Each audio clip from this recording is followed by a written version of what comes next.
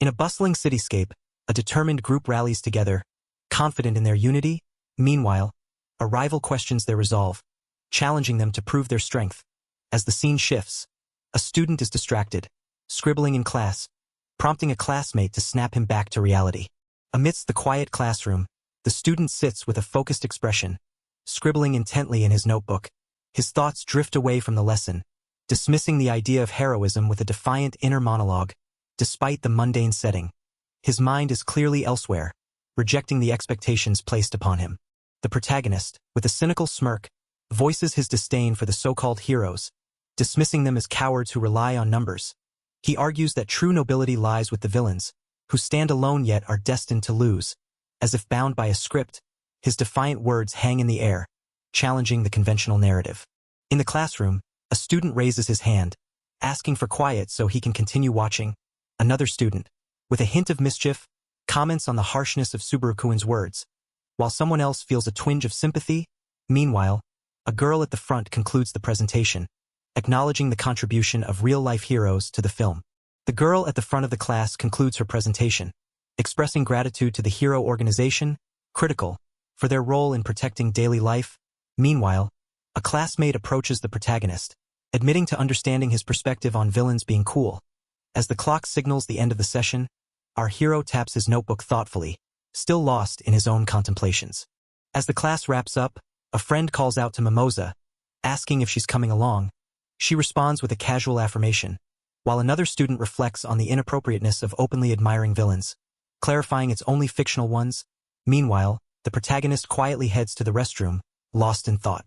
In a dimly lit space, the protagonist stands confidently, addressing an unseen presence as Goat. A mysterious, shadowy figure with a goat-like mask emerges, exhaling a chilling breath. The atmosphere is tense, hinting at an impending revelation or confrontation. In the dimly lit space, the protagonist converses with the goat-masked figure, Ada, about the chaos they left behind. Ada expresses relief at escaping the cramped situation, while our hero dismisses the idea of making Mimosa an aide.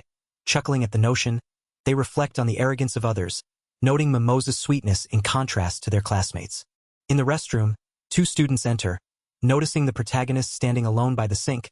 They whisper among themselves, speculating about who he might be talking to, suggesting he could be conversing with an imaginary friend. As one of them dismisses the thought, the protagonist remains silent, focused on his own thoughts. In the bustling city street, the protagonist confidently declares to Ada that he has no need for friends, dismissing the notion of an imaginary companion. Ada, the goat-masked figure, is acknowledged as an imaginary servant, sparking a brief exchange about his origins as a 37th-ranked demon seeking a master. The protagonist recalls the day Ada appeared, marking the start of their unusual alliance. A sudden crash interrupts the protagonist's thoughts as a figure bursts through the window above. Instinctively, a girl with bunny ears lunges forward, pushing him out of harm's way. The impact sends them both sprawling to the ground, her quick reflexes saving him from the falling debris. The girl with bunny ears anxiously checks on the protagonist, calling him Yadaka-kun, and asking if he's unharmed. Meanwhile, a muscular figure stands nearby, frustrated that the burglars have managed to escape. Amidst the aftermath of the chaos, the protagonist and the girl gather themselves, surrounded by debris. The protagonist reassures Mimosa Rabbit, insisting he's fine despite the danger. Meanwhile, a muscular figure, frustrated by the burglars' escape, acknowledges the timely intervention of Yuzuki. As the scene shifts, a billboard proclaims the existence of superpowered individuals in this world. In a world teeming with extraordinary abilities, some individuals possess unimaginable strength, incredible speed, or even the power to excrete matter-dissolving fluids. These superpowered beings are labeled as heroes or villains, depending on how they wield their gifts. Meanwhile, the protagonist reflects on his lack of powers, contemplating how he would use them to make the world a better place if he had any. The protagonist reclines casually, expressing disdain for the current heroes who fail to catch even a single burglar. He dreams of becoming the greatest villain, feared and powerful, vowing to defeat them all using only his own abilities. Despite his bold declarations, a voice challenges him to gain some power first, casting doubt on his ambitious plans. The protagonist gazes at a mysterious stone nestled inside an old cookie tin, recalling how he found it while skipping P.E. class back in elementary school. Its green sheen captivates him, and he believes it to be a meteorite fragment, rumored to contain hidden power. with newfound determination. He resolves that using this stone will surely grant him the strength he desires. The protagonist realizes with a jolt that his notebook is missing, sparking a wave of panic. He recalls using it during class, fearing the consequences if anyone reads its contents. Meanwhile, two classmates, one holding the notebook, appear surprised and intrigued by their discovery. The protagonist's classmate returns the notebook, explaining it fell off the desk. With a nonchalant demeanor, the protagonist dismisses any concern. Claiming indifference, nearby, two classmates react with mild surprise at the bluntness of his response. Under the evening sky, two classmates discuss the protagonist's aloofness, noting how his disinterest benefits them. One classmate, confident and unfazed, dismisses any concern, while the other hints at the protagonist's confidence stemming from his social circle. Meanwhile, the protagonist's notebook lies open, a reminder of the mysterious stone that holds the promise of change. In a moment of introspection, the protagonist clutches the mysterious stone, acknowledging its power. A voice, perhaps internal or otherworldly, reassures him of his strength and independence, emphasizing his ability to stand alone. As the evening sky darkens, the sense of solitude and nobility envelopes him, reinforcing his resolve. Under the dim glow of the streetlights, two figures converse casually about a recent escape, one expressing surprise at its simplicity, the other reassures, promising more caution next time. While acknowledging the close call, meanwhile, remnants of a soft substance quickly melt away, leaving only faint traces behind. The protagonist stands at the entrance of the New Canaan History Museum, listening to a classmate enthusiastically announce their field trip. Despite the familiar routine of the annual visit, the protagonist seems preoccupied, reflecting on recent events. A mysterious figure beside him teases about his apparent worry, while another suggests skipping the tour altogether. The protagonist stands at the top of a roped-off staircase, contemplating the descent. A mysterious figure with a horned skull leans in, questioning his intentions and suggesting he call for a teacher. Unfazed, the protagonist decides to venture down alone, while classmates chat nearby, unaware of his quiet determination. The protagonist stands in a dimly lit room, facing a figure in a gas mask who holds a phone with smoke curling from it. The masked figure wraps an arm around the protagonist, questioning their resolve. Nearby, voices suggest taking the protagonist hostage, while others debate the timing of their plan amidst the field trip chaos. In the dimly lit room, the protagonist stands among figures in gas masks, tension hanging in the air. One of the masked figures casually reveals that the bank's information is a dud, while another warns the protagonist against any thoughts of escape. The protagonist remains composed, despite the looming threat and the unsettling presence of the masked figures. The protagonist stands tense, beads of sweat on their brow as a masked figure suggests demanding a ransom. Another figure questions the protagonist's background, hinting at a mysterious past. The protagonist flinches slightly, contemplating the destroyed phone and the unsettling implications of being called a meteorite orphan. The protagonist stands before a display about the giant meteorite impact, their mind racing as they try to steady their breath. An emergency alarm suddenly blares, breaking the tense silence. A masked figure turns to the protagonist, questioning their deep breaths, as the situation takes an unexpected turn. In a swift and unexpected move, the protagonist delivers a powerful punch to a masked figure, sending them reeling with a surprised exclamation. The other masked figures react in shock, questioning the force behind what seemed like a simple punch. Seizing the moment, the protagonist dashes towards the door, slamming it open, while one of the masked figures clutches a mysterious object, hinting at the true strength behind the blow. The protagonist struggles to open the door, frustration mounting as it refuses to budge. Meanwhile, a masked figure approaches with a glowing crystal, offering to melt the obstruction. Tension fills the air as the protagonist watches, sweat trickling down their face, uncertain of what will happen next. The protagonist stands in contemplation, holding the mysterious object, pondering its true nature and how to wield it. Doubt lingers as they realize the object might be nothing more than a shiny rock, a realization that brings a mix of understanding and reluctance to accept the truth. A sense of vulnerability washes over them, sweat trickling down as they confront their own hesitations. The protagonist crouches in despair, questioning the chain of events that led to this moment.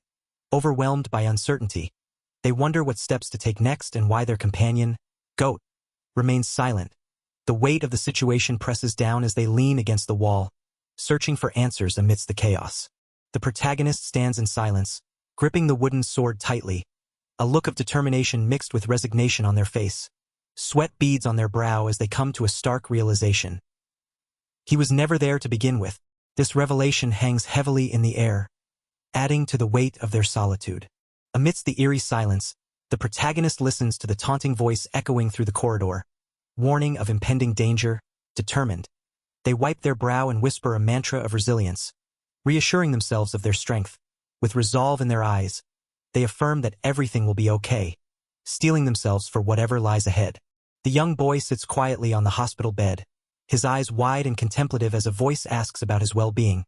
Despite the nurse's gentle encouragement to rest after the day's checkups, the weight of his situation lingers. Conversations nearby reveal the depth of his solitude and loss, painting a picture of a child burdened by circumstances beyond his years. The protagonist stands confidently, declaring their independence and strength, dismissing the need for companions.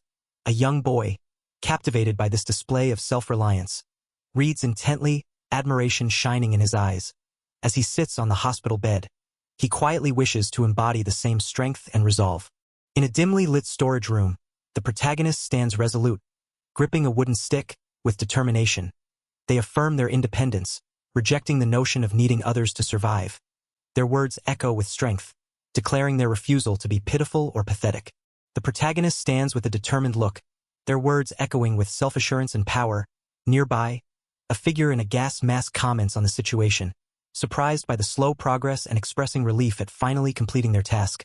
Despite the tension, the masked figure acknowledges the protagonist's fierce gaze, conceding with a hint of resignation. The masked figure holds up a small stone, declaring it's time to use it.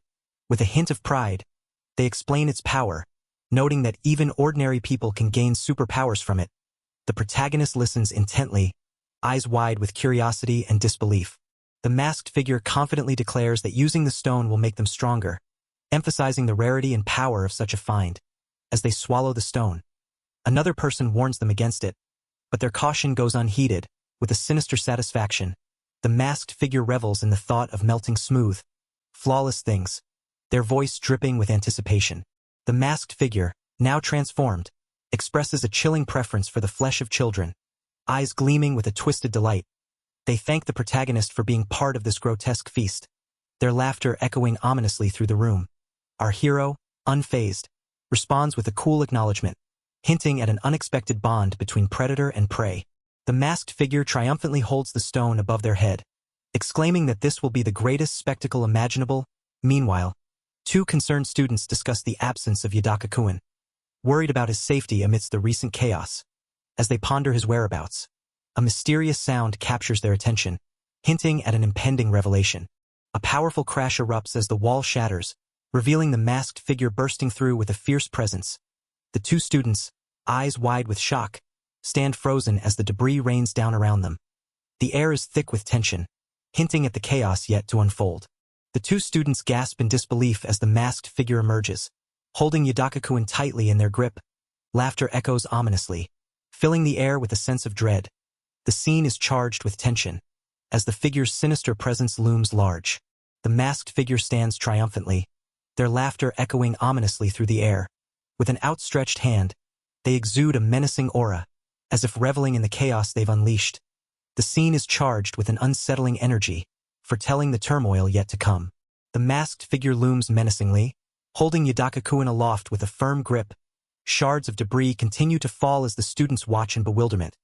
A voice cuts through the chaos, declaring with unsettling enthusiasm, "Today is your birthday?" The masked figure's voice booms, declaring, "As well, and mine." Adding to the eerie atmosphere, Yadaka-kun struggles in the figure's grip, his face contorted with effort as he tries to break free. Meanwhile, the students watch in horror, their expressions filled with fear, as the figure, with a horned mask, calmly requests, "That stings, could you stop?" Yadaka-kun is abruptly flung through the air, his body twisting as he lands with a heavy thud. The masked figure is caught off guard, their hand recoiling from the force of the throw. The students, eyes wide with shock, brace themselves against the swirling dust and debris. The masked figure extends a hand, unleashing a powerful splash that sends students ducking for cover. With a sinister laugh, the figure boasts confidently, "I can even do things like this." The air crackles with energy as the figure's display of power leaves everyone in awe. The protagonist kneels beside a fallen friend, concern etched across their face. They glance up, startled, as the masked figure looms closer, With a mix of surprise and gratitude, the protagonist stammers out a heartfelt, "Hey, thank you." A massive, ancient artifact hurtles through the air, causing two students to duck in surprise. The masked figure, visibly frustrated, points accusingly at the chaos, exclaiming about the historical objects. With a fierce retort, they dismiss any notion of saving others, their anger palpable as they witness the destruction.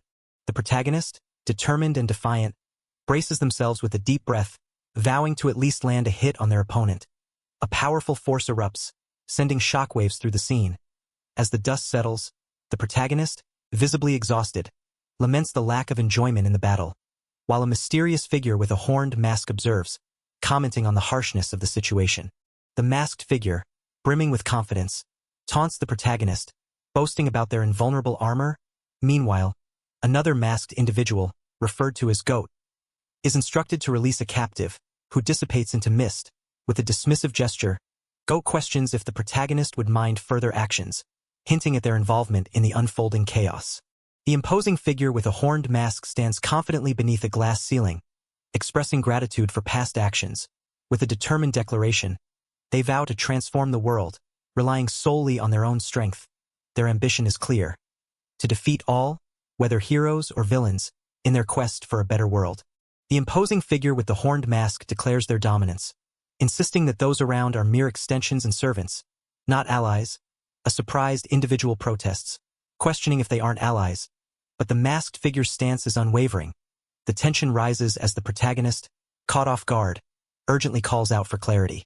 A massive hammer crashes through the glass ceiling, sending shards flying in every direction. The imposing figure with the horned mask stands poised, seemingly unfazed by the chaos above. The air crackles with energy as the unexpected assault adds to the tension in the room. Amidst the chaos, the horned figure calmly picks up a delicate branch, its presence contrasting sharply with the surrounding destruction.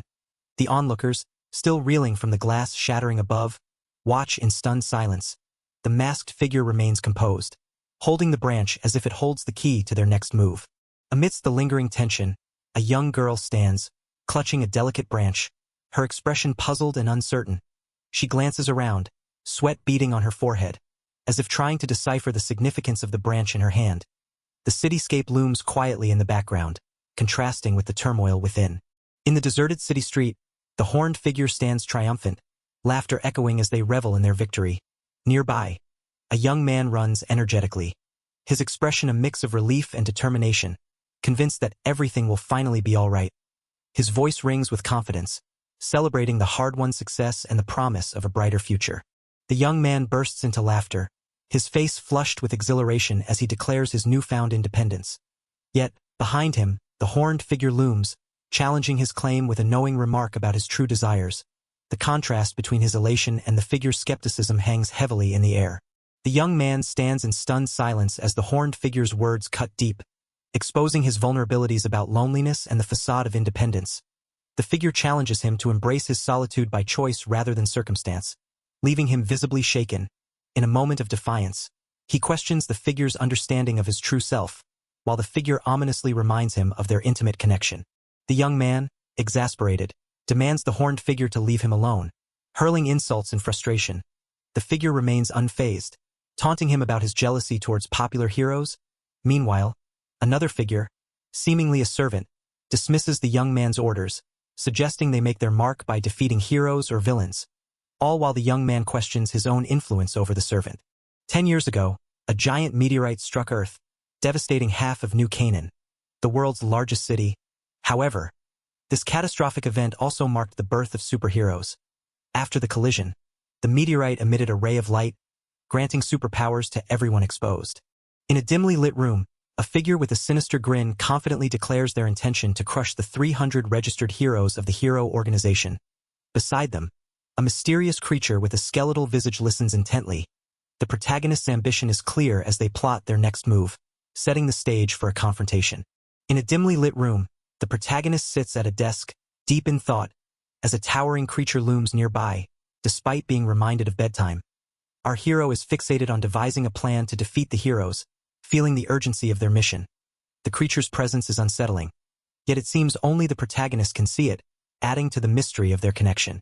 In the protagonist's room, the towering creature questions the need for school, While the hero contemplates skipping it altogether, annoyed, the protagonist demands to know the creature's identity. The creature introduces itself as Goat, once an imaginary friend, now materialized by the meteorite's power, though it insists it was always a servant. The protagonist, visibly irritated, questions Goat's claim of servitude. Demanding to know its true intentions, Goat, unfazed, shifts the conversation, hinting at the curiosity surrounding the protagonist's return to school. The air is tense as Goat cryptically suggests there's something important to witness, leaving the hero puzzled and on edge. In a classroom, a teacher stands before a screen displaying images of a museum's destruction. She explains the extensive damage, estimated at 10 million eru, and warns of a suspicious figure still at large.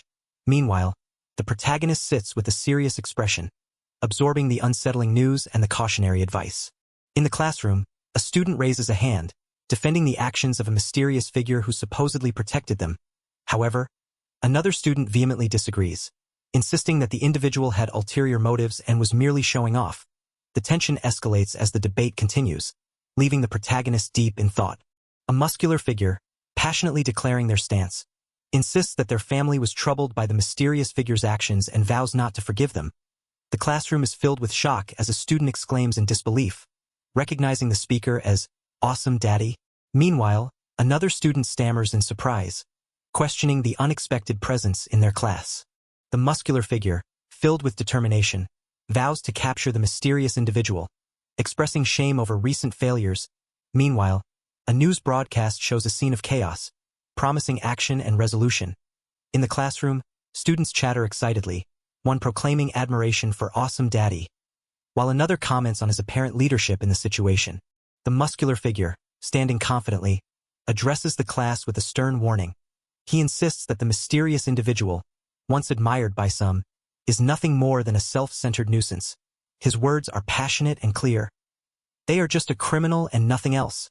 In the classroom, the students are captivated by the image of Awesome Daddy, a hero who claims to protect everyone like family. However, skepticism arises as one student dismisses his persona as outdated nonsense. Meanwhile, a determined figure, shadowed by a mysterious presence, resolves to confront this hero first, questioning the simplistic label of criminal assigned to them. The mysterious figure, adorned with a horned mask, declares their noble yet villainous intent to improve the world, despite their bold claims. They question the practicality of compensation, pondering the meaning of being held liable for a staggering 10 million. Meanwhile, the protagonist appears skeptical, overwhelmed by the magnitude of the situation. In a dimly lit room, a curious figure examines a list of wanted criminals, pondering if their name appears. Meanwhile, outside, a muscular enforcer approaches a terrified man, accusing him of first-degree robbery. The accused, desperate and cornered, contemplates a last-ditch effort to escape as the enforcer vows not to let him slip away. As the muscular enforcer charges forward, a massive wall of steel erupts from the ground, halting his advance. The accused, wide-eyed and desperate, questions if the sudden manifestation is the result of the enforcer's superpower. With a mix of fear and defiance, he pleads for the enforcer to leave him be, while the enforcer calmly acknowledges the unexpected obstacle. Amidst the crumbling debris, the enforcer stands resolute, reflecting on a past mistake that cost a life. He acknowledges the accused as part of his family, offering forgiveness if the crimes are atoned for. With determination, he vows not to repeat his past errors, emphasizing the importance of focus and control over his powers. The accused, now brandishing a gun, sits on the ground with determination in his eyes, boldly declaring his ability to create a massive, shadowy figure that looms behind him. The enforcer, undeterred, charges forward with unwavering resolve, ready to confront this new challenge. The tension between them escalates as both prepare for the impending clash. In the bustling city, a towering figure with a horned helmet and a menacing presence challenges the enforcer, declaring his intent to crush him. The ground beneath them has already cracked from the sheer force of his arrival. Meanwhile, the enforcer recognizes the threat, his eyes widening with determination as he prepares to face this formidable adversary. The air is tense as a gunshot rings out, but the bullet is effortlessly deflected by the menacing figure. He laughs mockingly, declaring that even firearms are powerless against him. Meanwhile, the enforcer is taken aback by the unexpected intervention of another mysterious figure, who seems to recognize the horned adversary. The mysterious figure reveals the horned adversary is a wanted criminal, valued at 4 million. Shocked by this revelation, a bystander can only stammer in disbelief. Meanwhile, the enforcer, determined not to let him escape, charges forward with a powerful leap, while the horned figure laughs menacingly. The horned adversary dashes through the narrow alley, taunting his pursuers with a mocking grin, while a frustrated bystander blames the situation on a slimy bastard. The enforcer, undeterred, insists on handling the capture himself, warning the mysterious figure to stay out of it. Meanwhile, another character pleads to be left alone, caught in the chaos of the pursuit. The enforcer, filled with determination, declares that his efforts are insufficient and prepares for another strike. Meanwhile, the horned adversary, unfazed, casually acknowledges the enforcer's frustration with a simple "I." While taunting him further, as the adversary attempts to open a door, he dismisses the enforcer's challenge with a mocking disbelief. The horned adversary stands confidently, surrounded by the debris of a shattered structure. Pointing triumphantly, the enforcer observes with a mix of awe and concern, noting the adversary's formidable intelligence and multiple superpowers, as confirmed by the museum's footage. With clothing impervious to bullets and the ability to manipulate objects freely, the adversary's power is undeniable, yet the enforcer remains resolute. The horned adversary, with a taunting grin, effortlessly propels a massive object past the enforcer, demonstrating his overwhelming power. The enforcer, caught off guard, watches as the object crashes into a wall with a resounding impact. Meanwhile, a bystander sits dazed amidst the chaos, underscoring the destructive force at play. The enforcer stands with the phone to his ear, reporting the capture of the wanted criminal. Despite the success, he reflects on the unintended collateral damage, a broken shutter, and questions how to explain the situation. Meanwhile, the horned adversary looms large in his thoughts, a reminder of the formidable challenge just faced. The enforcer, with a determined stride, faces the horned adversary who hurls a colossal object with ease. Amidst the chaos, a panicked figure pleads for mercy, questioning the attack.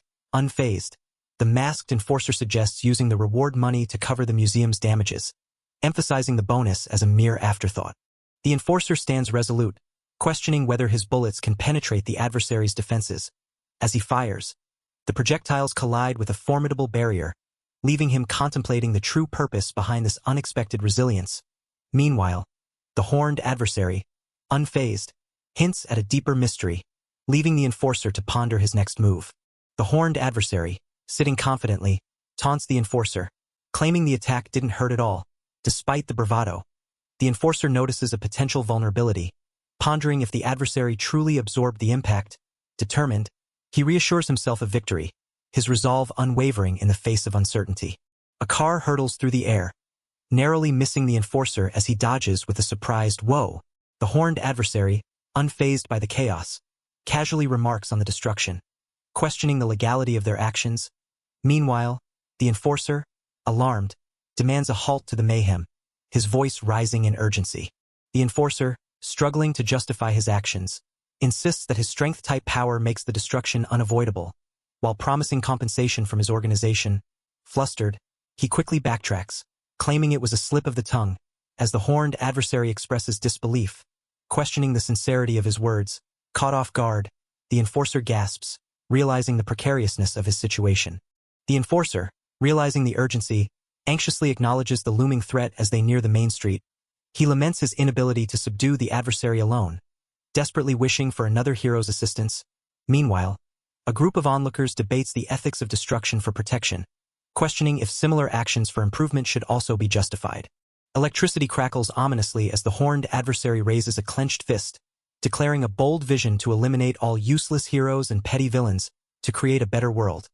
The crowd watches in a mix of awe and skepticism, questioning the sincerity and ambition behind such a grandiose statement. The tension in the air is palpable as the adversary challenges those around to understand his true purpose.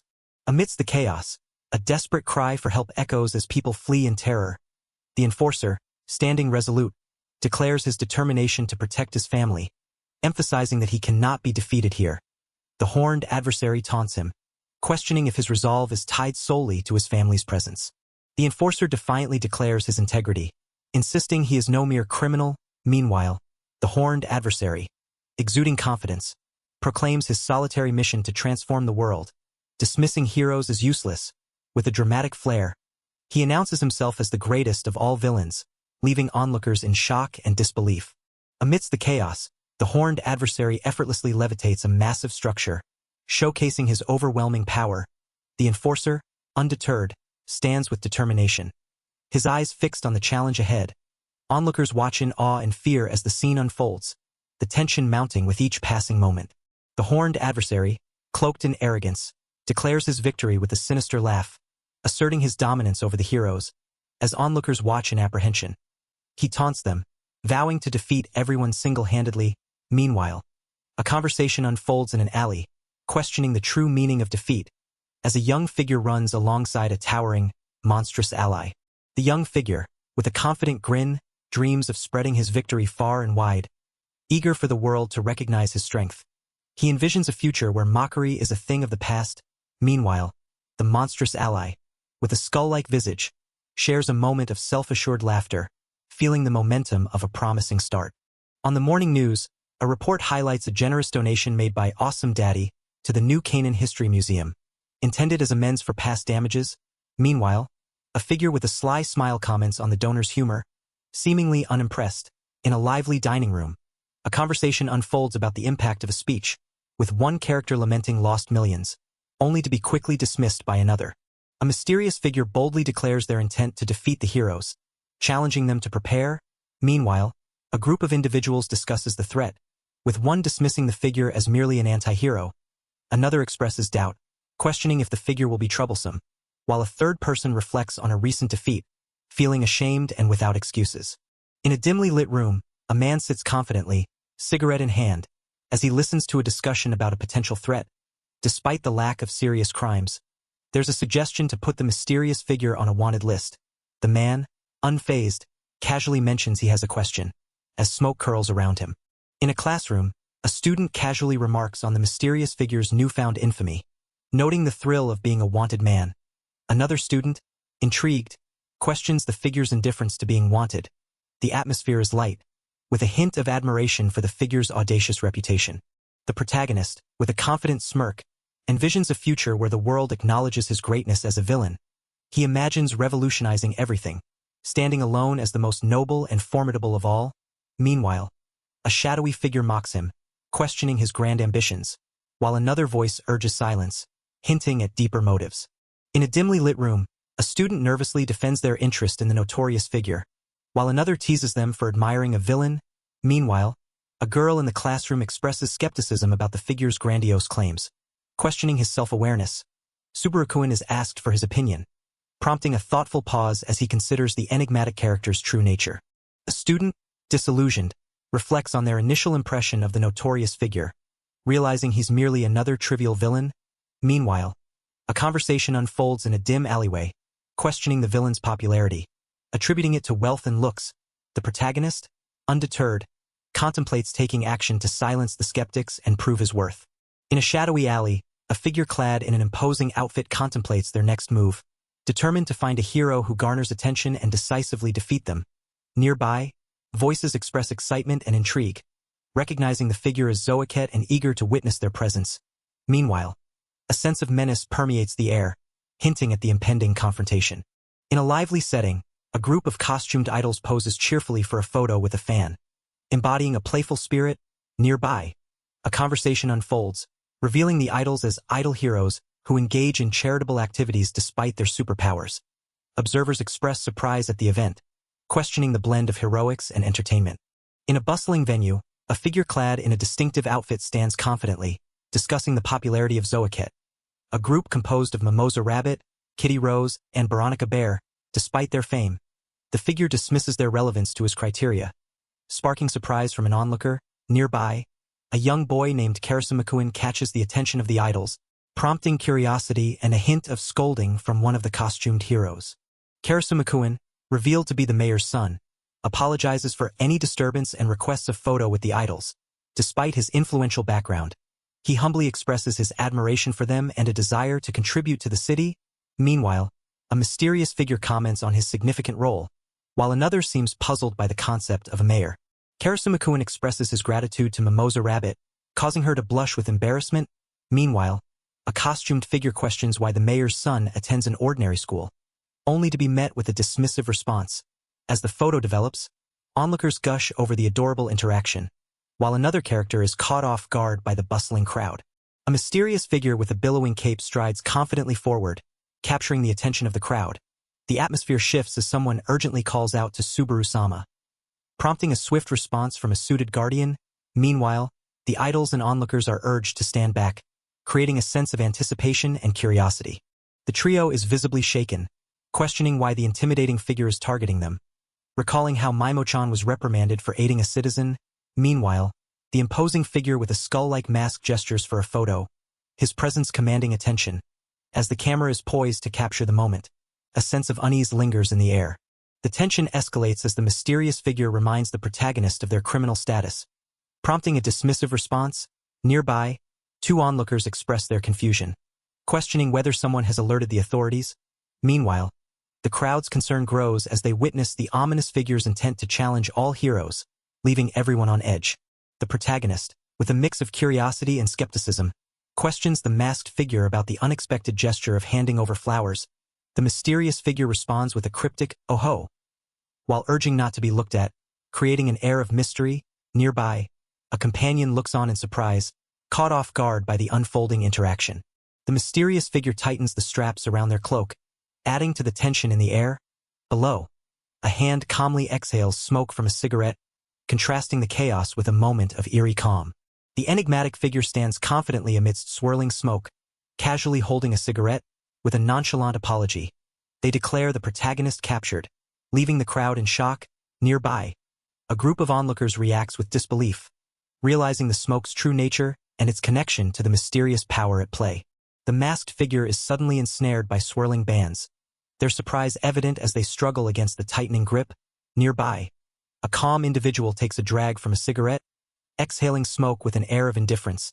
They casually remark on the futility of resistance, explaining that any attempt to escape will only result in the bindings reasserting themselves. The calm individual, adjusting their glasses, analyzes the situation with a cool demeanor, suggesting that the opponent can only manipulate recently touched objects. They contemplate the effectiveness of tying the enemy's hands to prevent further manipulation. Meanwhile, the masked figure struggles, questioning their own condition and the next course of action, as the bindings hold them tight. The masked figure stands immobilized, bound tightly and surrounded by vigilant guards. Nearby, a bus passes by, marking the end of the struggle. Despite the dire situation, the masked figure is urged not to give up, as the possibility of recovery still remains. The masked figure defiantly refuses to give up, determined to continue the battle against the heroes despite the odds. Suddenly, the restraints begin to dissipate, catching the attention of the guards, who express concern over the unexpected development. Nearby, a curious magazine lies on the ground, piquing the interest of one of the observers. The guards discuss the identity of the masked figure, speculating about their connection to the mayor's son. One of them expresses reluctance to return an item, preferring to avoid the hassle. Suddenly, a noise catches their attention, prompting a surprised reaction. The masked figure, now transformed into a formidable beast, observes the restraints falling away effortlessly. The guards, startled by the sudden transformation, exclaim in shock as they try to comprehend the situation. Outside, another guard acknowledges the team's efforts as the bus drives away, leaving the chaos behind. The transformed figure casually tosses a guard aside, expressing gratitude with a simple thanks. Another character, relieved, confirms the guards are unharmed, reassured by the beast's restraint. As they survey their surroundings, one wonders if they've ended up in a prison, while the other appreciates the protection of their armor.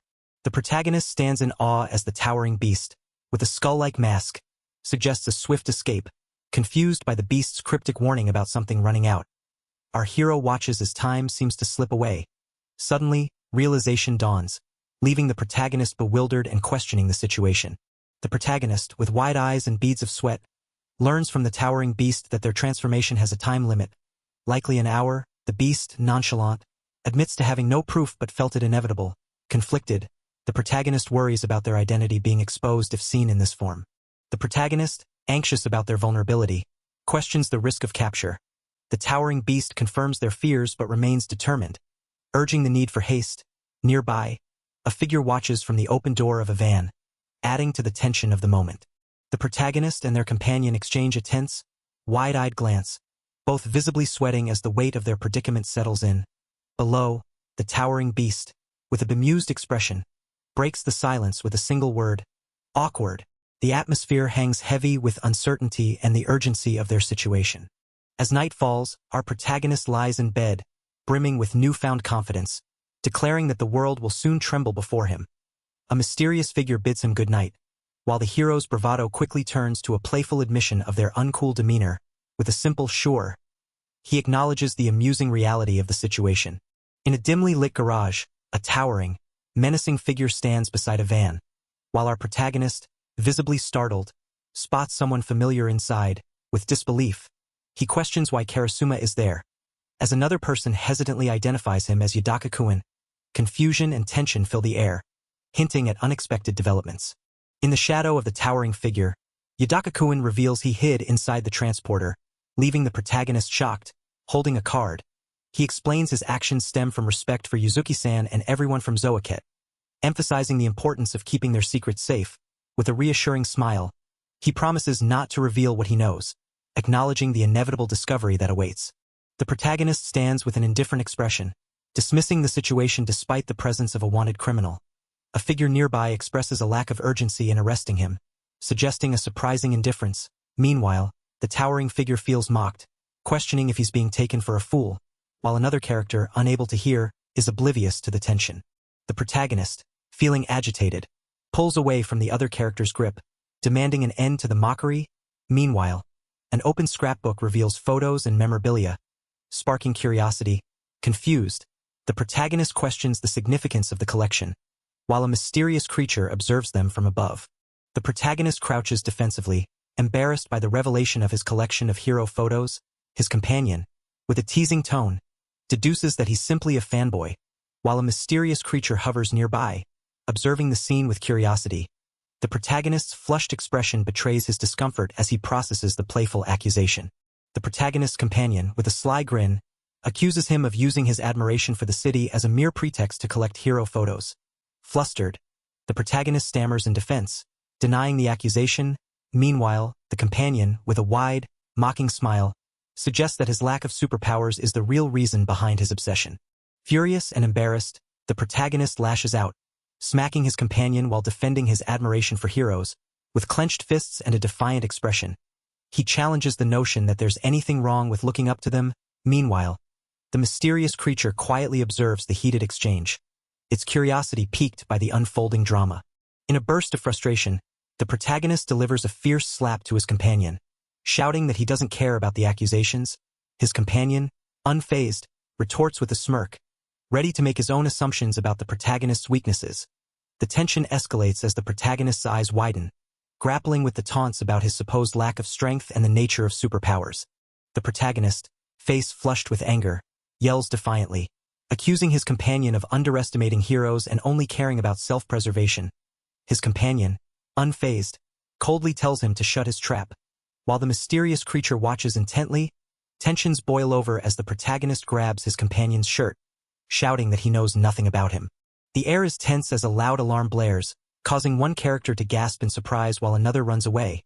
The protagonist, bewildered, questions the situation, while the mysterious creature warns that things have gone too far and hints at the risk of revealing identities.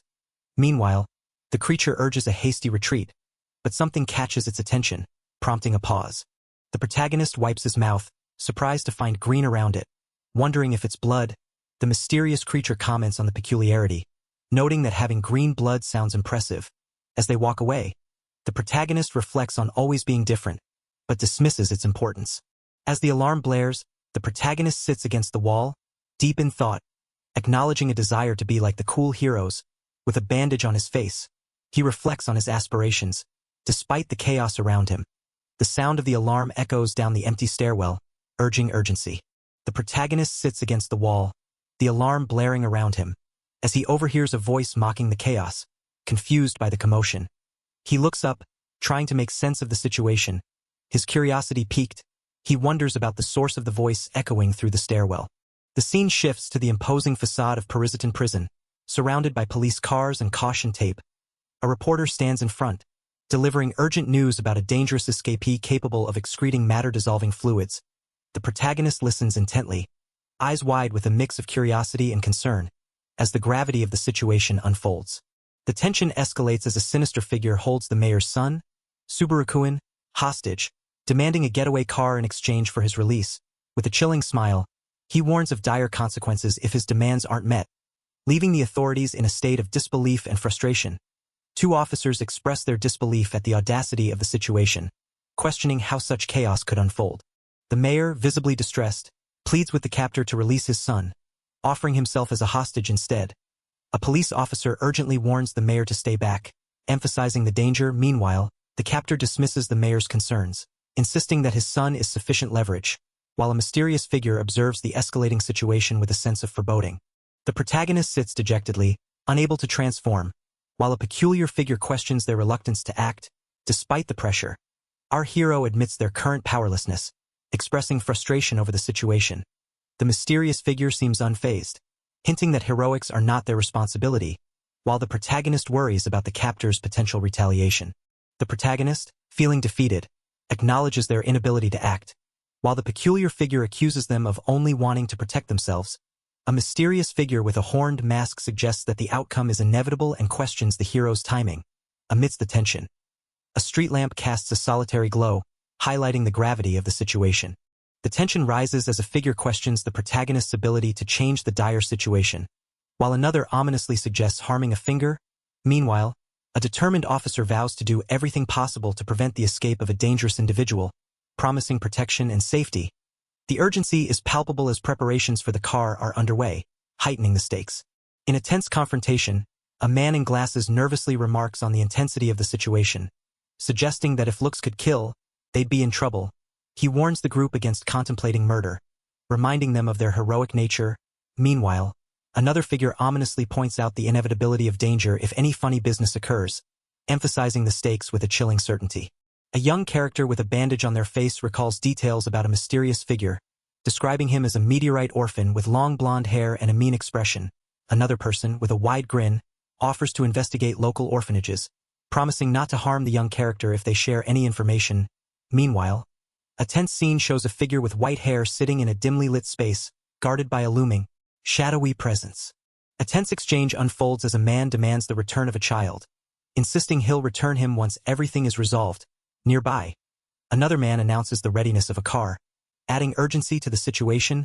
Meanwhile, a conversation reveals suspicions about a young boy's silence, pondering if his hero-like spirit keeps him from speaking. A young boy stands confidently, his expression focused and determined. Nearby, a mysterious figure with a skeletal mask looms, questioning the boy's identity with a hint of surprise. The tension in the air is palpable as the boy remains silent, his resolve unwavering. A man with a sinister grin reassures another that the boy will be returned unharmed, as long as no tricks are attempted.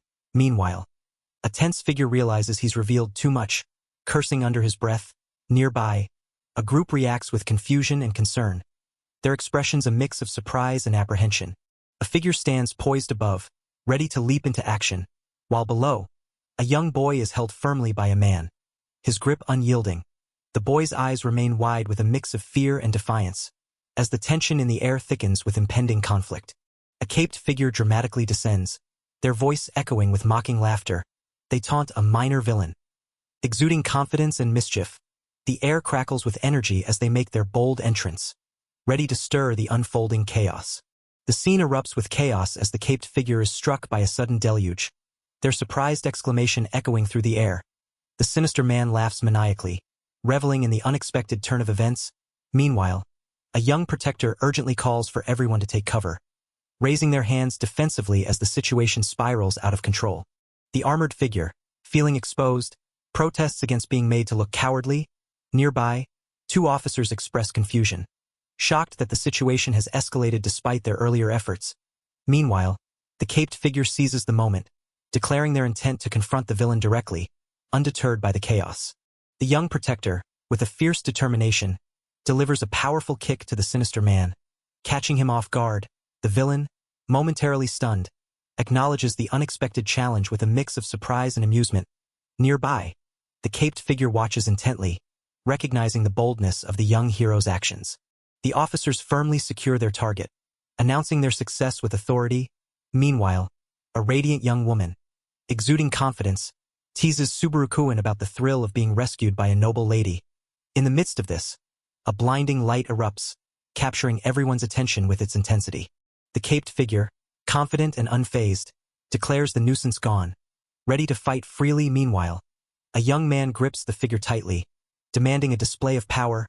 Unperturbed, the caped figure coolly dismisses the threat, assured of their armor's protection. The scene erupts into chaos as a powerful force smashes through a car, sending debris flying. The caped figure, seemingly unfazed, questions the unexpected pain, while a sinister presence suggests incomplete recovery. Amidst the tension, a young man expresses disbelief at the unfolding events. A young man, drenched and triumphant, stands amidst a melted mess, laughing at his success. Nearby, a caped figure and a companion express disgust at his unconventional cushion. Meanwhile, a confident princess acknowledges her multifunctionality, as another character suggests supporting the young man, seeking her approval. In a heated confrontation, the caped figure boldly declares ownership over the young man, insisting he belongs to them alone. Nearby, a princess challenges this claim, pointing out another ally. Frustration mounts as the caped figure vehemently denies any alliance, asserting the young man as their servant and extension. In a sudden burst of energy, the caped figure lunges forward, startling the young woman with a fierce expression. A nearby ally warns of impending danger, but the caped figure, undeterred, asserts their strength and resilience. Amidst the chaos, a mysterious voice beckons, urging them to come closer. A tense standoff erupts as the young man defiantly confronts the caped figure, declaring his awareness of their manipulative abilities. He boldly asserts his determination to prevent them from touching anything, while nearby allies watch with concern. Unfazed, the caped figure reveals with a chilling calmness that they have already made their move. The caped figure stands confidently in the street, acknowledging the young man's bravery in facing them alone. Nearby, a massive creature looms over a car, its presence adding to the tension. The cityscape around them is filled with onlookers, their attention captured by the unfolding confrontation. The caped figure swiftly grabs the massive creature's limb, demonstrating their formidable strength. With a determined grip, they manage to bring the creature crashing down into the car, causing a loud impact. Despite the pain, the creature acknowledges the loss, noting with grim resolve that one limb is down. The caped figure stands defiantly, holding an unconscious opponent over their shoulder. A nearby adversary, with a mocking grin, warns that the caped figure's hand is about to melt. Unperturbed, the caped figure responds with a steely, "So what?" showcasing their unwavering resolve. The caped figure delivers a powerful punch, sending their opponent flying backward with explosive force. Onlookers watch in awe and disbelief as the defeated adversary slumps over the car, their body limp from the impact. Exhausted and battered, the opponent struggles to maintain consciousness, a trail of saliva escaping their mouth as they succumb to the blow. Cheers erupt from the crowd as they celebrate the caped figure's victory, with excited shouts of admiration and gratitude. Amidst the applause, a figure in a mask claims credit for capturing the opponent. Seeking recognition for their role, the caped figure acknowledges their contribution with a grateful nod, while the masked ally expresses confusion about the true motives behind the encounter. The masked figure defiantly declares their independence, insisting they acted alone in the defeat, fueled by their own strength. Meanwhile, a menacing adversary warns the heroes, promising they will be the next targets. The tension in the air is palpable as both sides assert their intentions, setting the stage for the next confrontation. Amidst the chaos, a figure makes a hasty escape, prompting officers to shout in pursuit. A poster of the villain, Zoaket, looms ominously, while a girl with bunny ears holds a photo, questioning the true nature of the supposed villain. Her uncertainty adds a layer of mystery to the unfolding events. A young figure with a bandaged face looks on with curiosity, asking about the condition of a companion's leg. The companion dismisses the concern, claiming the injury is insignificant. Meanwhile, a masked figure revels in their recent victory, boasting about defeating a minor villain and rescuing the mayor's son, expecting the public's attention to be at its peak. Under the shadow of towering buildings, a masked figure declares their supremacy, claiming the title of the greatest villain. Ada. Their laughter echoes through the city streets, a chilling reminder of their ambition. Meanwhile, a secure chamber stands ominously, its vault-like door marked with the number 25, hinting at secrets yet to be uncovered. The figure, tightly bound to a board with thick straps, struggles against their restraints. Despite managing to melt the bindings slightly, they remain trapped, unable to see the flesh beneath the mask.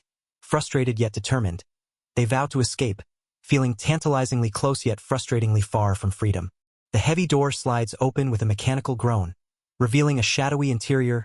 Below, a pair of intense eyes peek over a black mask, filled with determination and a hint of defiance. The figure's gaze is sharp, calculating the next move with unwavering focus. The figure, still bound, ponders the unexpected opening of the door, questioning if it's a malfunction or a stroke of luck. As they consider the possibility of another opportunity, determination grows. A sudden sound catches their attention, prompting a cautious curiosity about what lies ahead. The protagonist, eyes wide with surprise, grips their restraints tightly. A thought bubble reveals their startled reaction.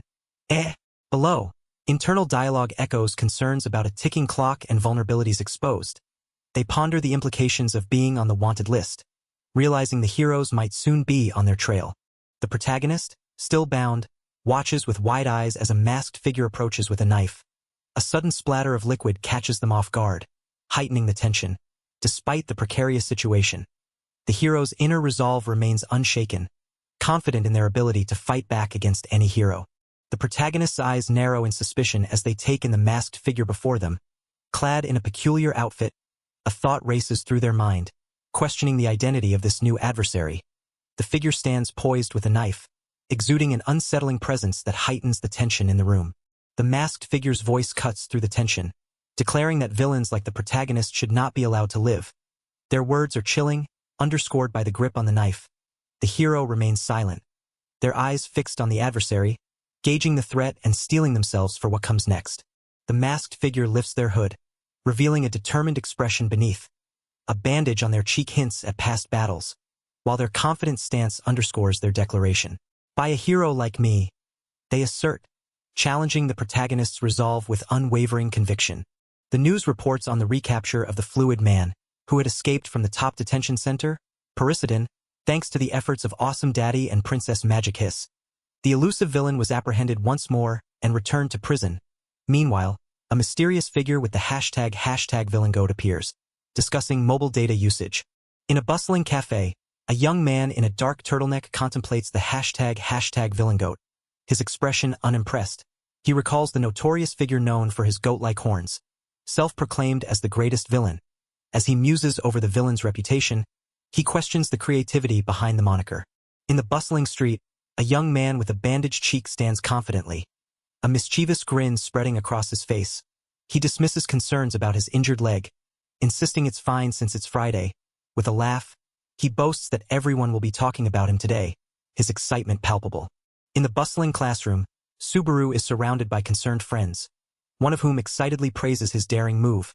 A girl leans in, worriedly asking if he's okay, while another offers to accompany him. Meanwhile, the mysterious figure with goat-like horns looms in his mind, as the young man in the turtleneck sits, lost in thought, contemplating his next move. In the school hallway, Yadaka is approached by a classmate who inquires about his injured leg. Yadaka dismisses the concern with bravado, insisting it's just a scratch, while also warning the other student not to act like a fanboy.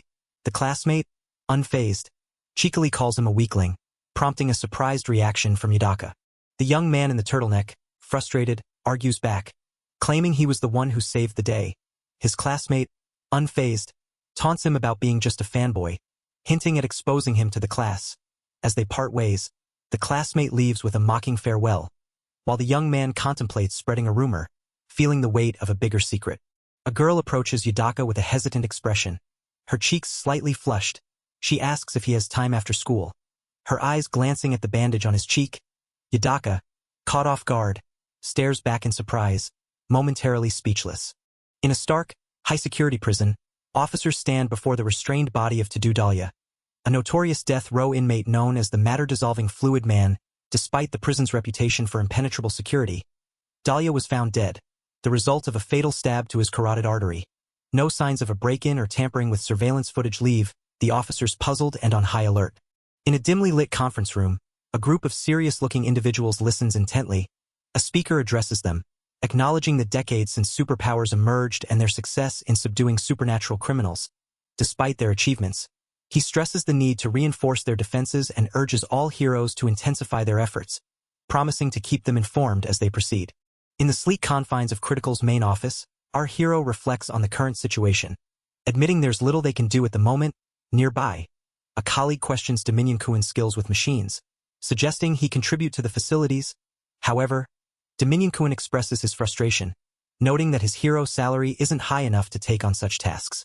Dominion-kun, sipping on a drink, challenges his colleague about their financial habits, pointing out their frequent donations. The colleague, visibly frustrated, defends their actions, while Dominion-kun criticizes the recent failures in capturing notorious villains. Despite acknowledging the difficulty of subduing supernatural criminals, they both understand that excuses won't satisfy the public's expectations. In the midst of a tense discussion about a mysterious murder, one hero's smoking habit becomes a point of contention. A colleague, exasperated, pleads for him to stop, highlighting their location in a restaurant. Despite the reprimand, the smoker offers a casual apology, citing it as a habit, while another colleague humorously points out his infamous reputation.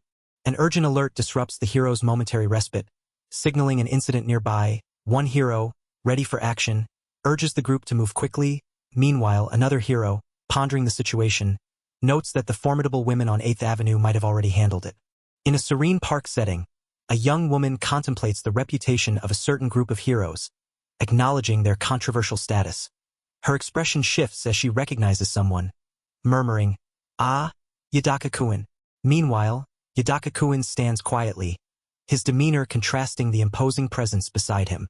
In the park, Yadaka-kun stands awkwardly as a girl apologizes for calling him out. Suggesting they start walking, a large, imposing figure advises him to seize the opportunity.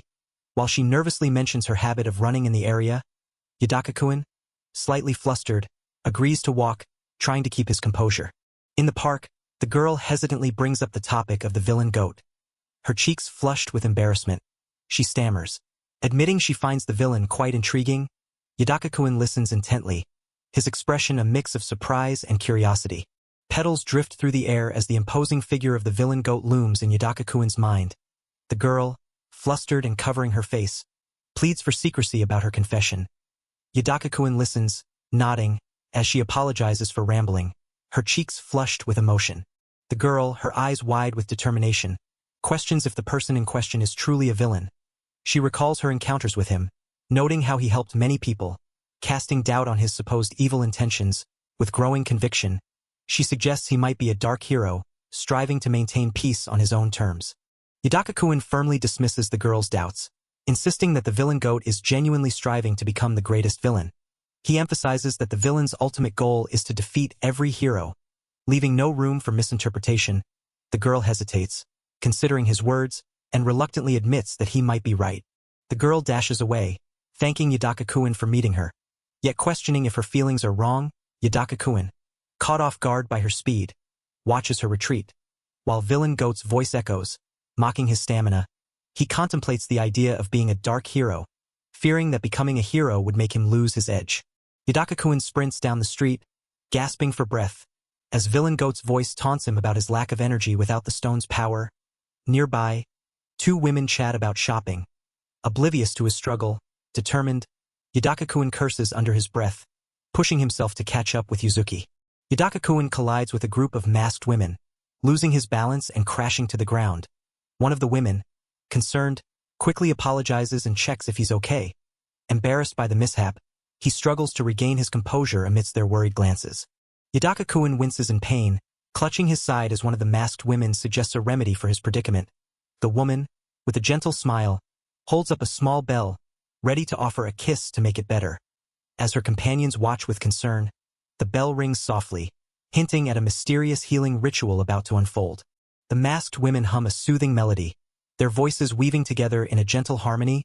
Yadaka-kun, bewildered by the unexpected serenade, feels his pain mysteriously dissipate.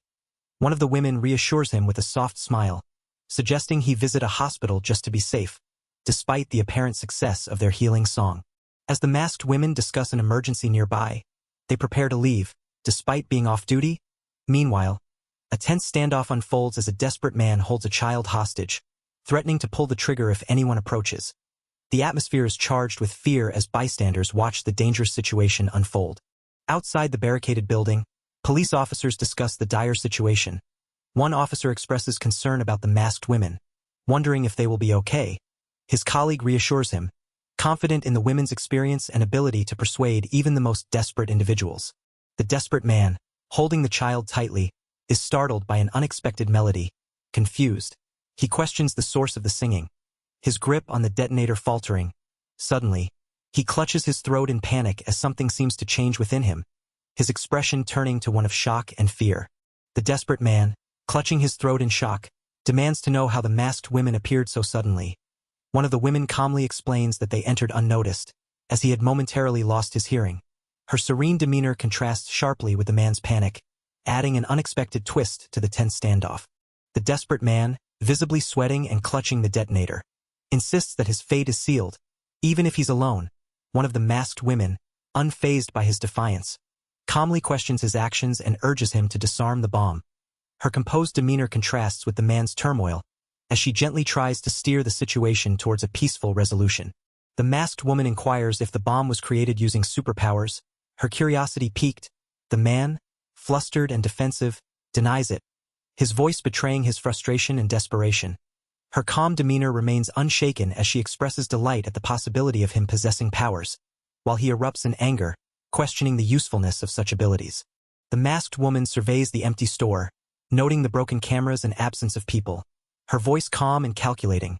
She comments on the perfect timing, her composure unwavering. Meanwhile, the man, clutching the detonator, speculates about a matter-dissolving individual being murdered for a specific purpose, his expression a mix of confusion and dread. The masked woman stands composed, explaining that if someone with superpowers dies, something valuable can be extracted from their remains. Her unsettling request for the man to die for them hangs in the air, leaving him visibly shaken and sweating. As she rings a bell, she questions his silence, pondering if her words have frightened him, while maintaining her calm demeanor. The masked woman continues to sing, her voice echoing with an eerie calmness, while the man beside her erupts in frustration, desperately shouting for her to stop. His face contorts with anger and desperation as he struggles to silence the haunting melody. Unfazed, she giggles softly, her composure unbroken by his outburst. Kneeling on the floor, the man is surrounded by masked women, their presence forming an ominous circle around him. His eyes are wide with fear and desperation, while the women stand silently, their expressions hidden behind their masks. The tension in the air is palpable as he realizes the gravity of his situation, trapped and outnumbered. The protagonist grips a small device tightly, determination etched on his face. On a screen before him, an image of 5 masked women appears, identified as the Merry Goose Choir. The text reveals their hypnotic power, capable of entrancing others with their enchanting voices. The protagonist, with a bandage on his cheek, sits in a chair, a determined expression on his face. He questions the hypnotic abilities of the Merry Goose Choir. Realizing their power over him, resolute, he declares his decision, rejecting the notion of charity and lamenting the loss of Yuzuki due to their influence. A masked woman kneels, holding a small, shining object with determination, declaring her intent to defeat her adversaries. Below, the protagonist, with a bandage on his cheek, reflects on his disdain for women who operate in groups, hinting at a personal vendetta. His expression is one of irritation and resolve as he contemplates his next move. 3 figures, dressed in somber attire, bow their heads in apology, expressing regret for failing to save a life.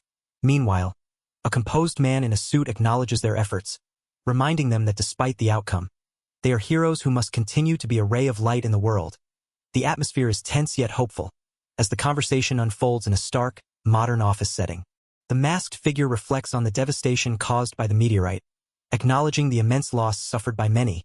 The man in the suit emphasizes the need for them to be a beacon of hope, especially for those driven to despair. The group solemnly affirms their understanding, ready to embrace their role in bringing light to a world shadowed by tragedy. The man in the suit informs the group that the meteorite fragment is still missing, likely lost in the explosion.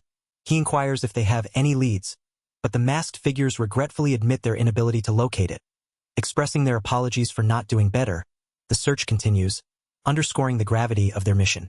A young boy energetically greets his mother, his cheerful voice filling the morning air. His mother responds warmly, acknowledging his early rise with a gentle smile. The serene morning scene contrasts with the somber mission that awaits. The young boy eagerly asks if he can join the shopping trip, his eyes lighting up with excitement. His mother playfully protests, but the boy's enthusiasm is infectious, especially when he mentions his love for gummies, amidst the light-hearted banter.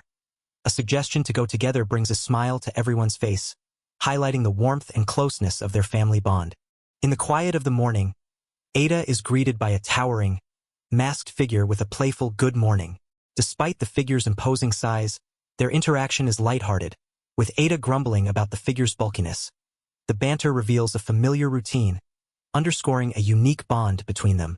The protagonist stands confidently, basking in the glow of his own self-assuredness.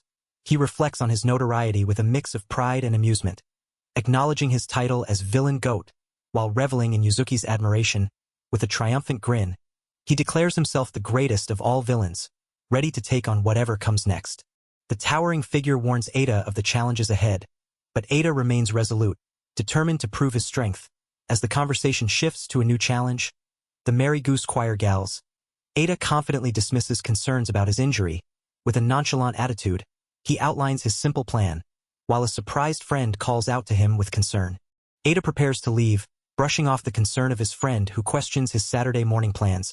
Despite the news broadcasting the devastating aftermath of a meteorite impact, Ada remains unfazed, dismissing the suggestion to watch. His determination is unwavering as he focuses on his own mission, leaving the tragic headlines behind. Ada and his companion make their way through the bustling supermarket, discussing the necessity of acquiring new equipment. Despite his unfamiliarity with the place, Ada remains confident, determined to find what he needs. With a resolute expression, he declares his intention to defeat his next challenge once he's prepared. In the bustling supermarket, Ada walks alongside his peculiar companion, Goat, who points out the section where the needed equipment might be. Despite feeling off, Ada brushes it off as nothing, while Goat confidently predicts Ada's thoughts, earning a chuckle from him. Their camaraderie is evident as they navigate the aisles, focused on their mission. Ada encounters a familiar face in the supermarket, a classmate named Yudaka. Despite the tense atmosphere, Ada remains composed and requests a moment to talk, assuring his companion to wait at the exit. Meanwhile, Goat expresses frustration, feeling that the day couldn't get any worse. Ada dismisses the idea of heroes being captured, claiming they're just good singers. His classmate, with a mocking grin, laughs at the notion of challenging such women. Finding the idea absurd, the tension between them is palpable as Ada remains unfazed by the taunts. Ada confidently explains the underestimated power of the singing heroes, noting their use of hypnosis to restrain opponents. His classmate, unimpressed, listens as Ada continues to describe their popularity and unique appeal. Meanwhile, Goat, growing weary of the conversation, sarcastically comments on the fanboy's enthusiasm, echoing his earlier frustration. In the grocery store, a young girl excitedly shows her mother a pack of hero gummies, her face beaming with delight. Her mother, holding a basket, listens attentively as the child eagerly points out her find. Nearby, a teen casually remarks it's time to go, seemingly unfazed by the lively atmosphere. The young girl, puzzled, asks her mother why they didn't visit Trader Mars today. Noting they also have the hero gummies she loves, her mother, slightly flustered, explained she was spacing out, hinting at something about the shop. Meanwhile, outside Trader Mars, the entrance is cordoned off, with a small crowd gathered in curiosity. A woman with goggles explains the situation, gesturing emphatically as she mentions a bomb going off yesterday. Meanwhile, a frustrated customer questions why they can't shop there. Nearby, a group discusses the aftermath, acknowledging the sisters' efforts in rescuing a hostage. A young person, with a bandage on their cheek, apologizes for the inconvenience caused. The protagonist stands amidst a group of mysterious figures, one of whom greets him warmly, recalling their encounter from the previous day. Nearby, a woman with goggles is taken aback, questioning the presence of Mary Goose-san. While the group expresses their intention to apologize directly for the incident, the air is filled with a mix of tension and curiosity as they confront the aftermath. The protagonist, wearing a distinctive outfit, reassures herself, insisting she's doing fine despite the situation. Her companion advises that although few are upset with her, it might be wise to leave. Nearby, onlookers watch with a mix of concern and curiosity. The protagonist's eyes widen with surprise as a woman in goggles stammers a response to an unexpected offer of hospitality. Meanwhile, two mysterious figures, dressed in matching outfits, decide to leave, acknowledging they might be a hindrance. Nearby, a figure with a goat mask observes the situation, commenting on the convenience of the encounter, while clutching a piece of equipment confidently. The protagonist, with a determined grin, rallies her companion to confront the so-called fake sisters. Eager to demonstrate their strength, her ally, the figure with the goat mask, affirms their readiness with a confident, aye. Meanwhile, a young girl questions her mother's sudden departure, her eyes wide with curiosity, as her mother reassures her of a brief absence. A young woman walks down a quiet street, her attention focused on her phone. She pauses at a door, closing it behind her with a soft thud. Nearby, another woman stands in a secluded alley, also absorbed in her phone, while a girl with wide eyes listens intently, her expression a mix of surprise and anticipation. The young woman stands in contemplation, her phone displaying the emergency number. Her mind races with regret as she murmurs, "I wish I never recorded that moment." Her expression is a mix of hesitation and unease, grappling with the weight of her decision. The young woman stands against a wall, clutching her phone, her eyes wide with surprise as two mysterious figures approach. They comment on her ability to record and replay videos. Likening it to a superpower, she hesitates, promising not to reveal what she's learned, while one of the figures questions the wisdom of repeating the same actions 2 days in a row. The mysterious figure, masked and cloaked, contemplates the risk of their actions, recalling past successes, with a calm demeanor. They reassure that their plan will remain undiscovered, just like before. As they prepare to collect the stone, they promise it will be painless, their confidence unwavering.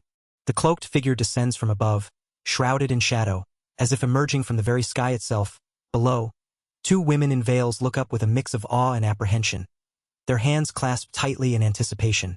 The scene is tense, charged with the promise of the unknown as the mysterious figure makes their approach.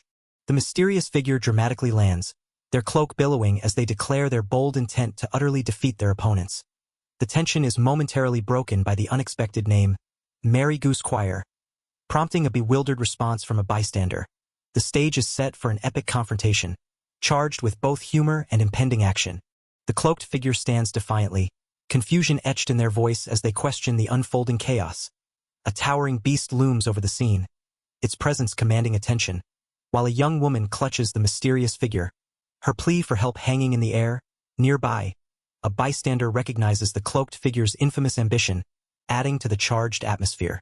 The young woman, her face a mix of fear and determination, questions the actions of the so-called heroes. Meanwhile, the cloaked figure, referred to as Villain Goat-san, seems caught off guard by the accusation.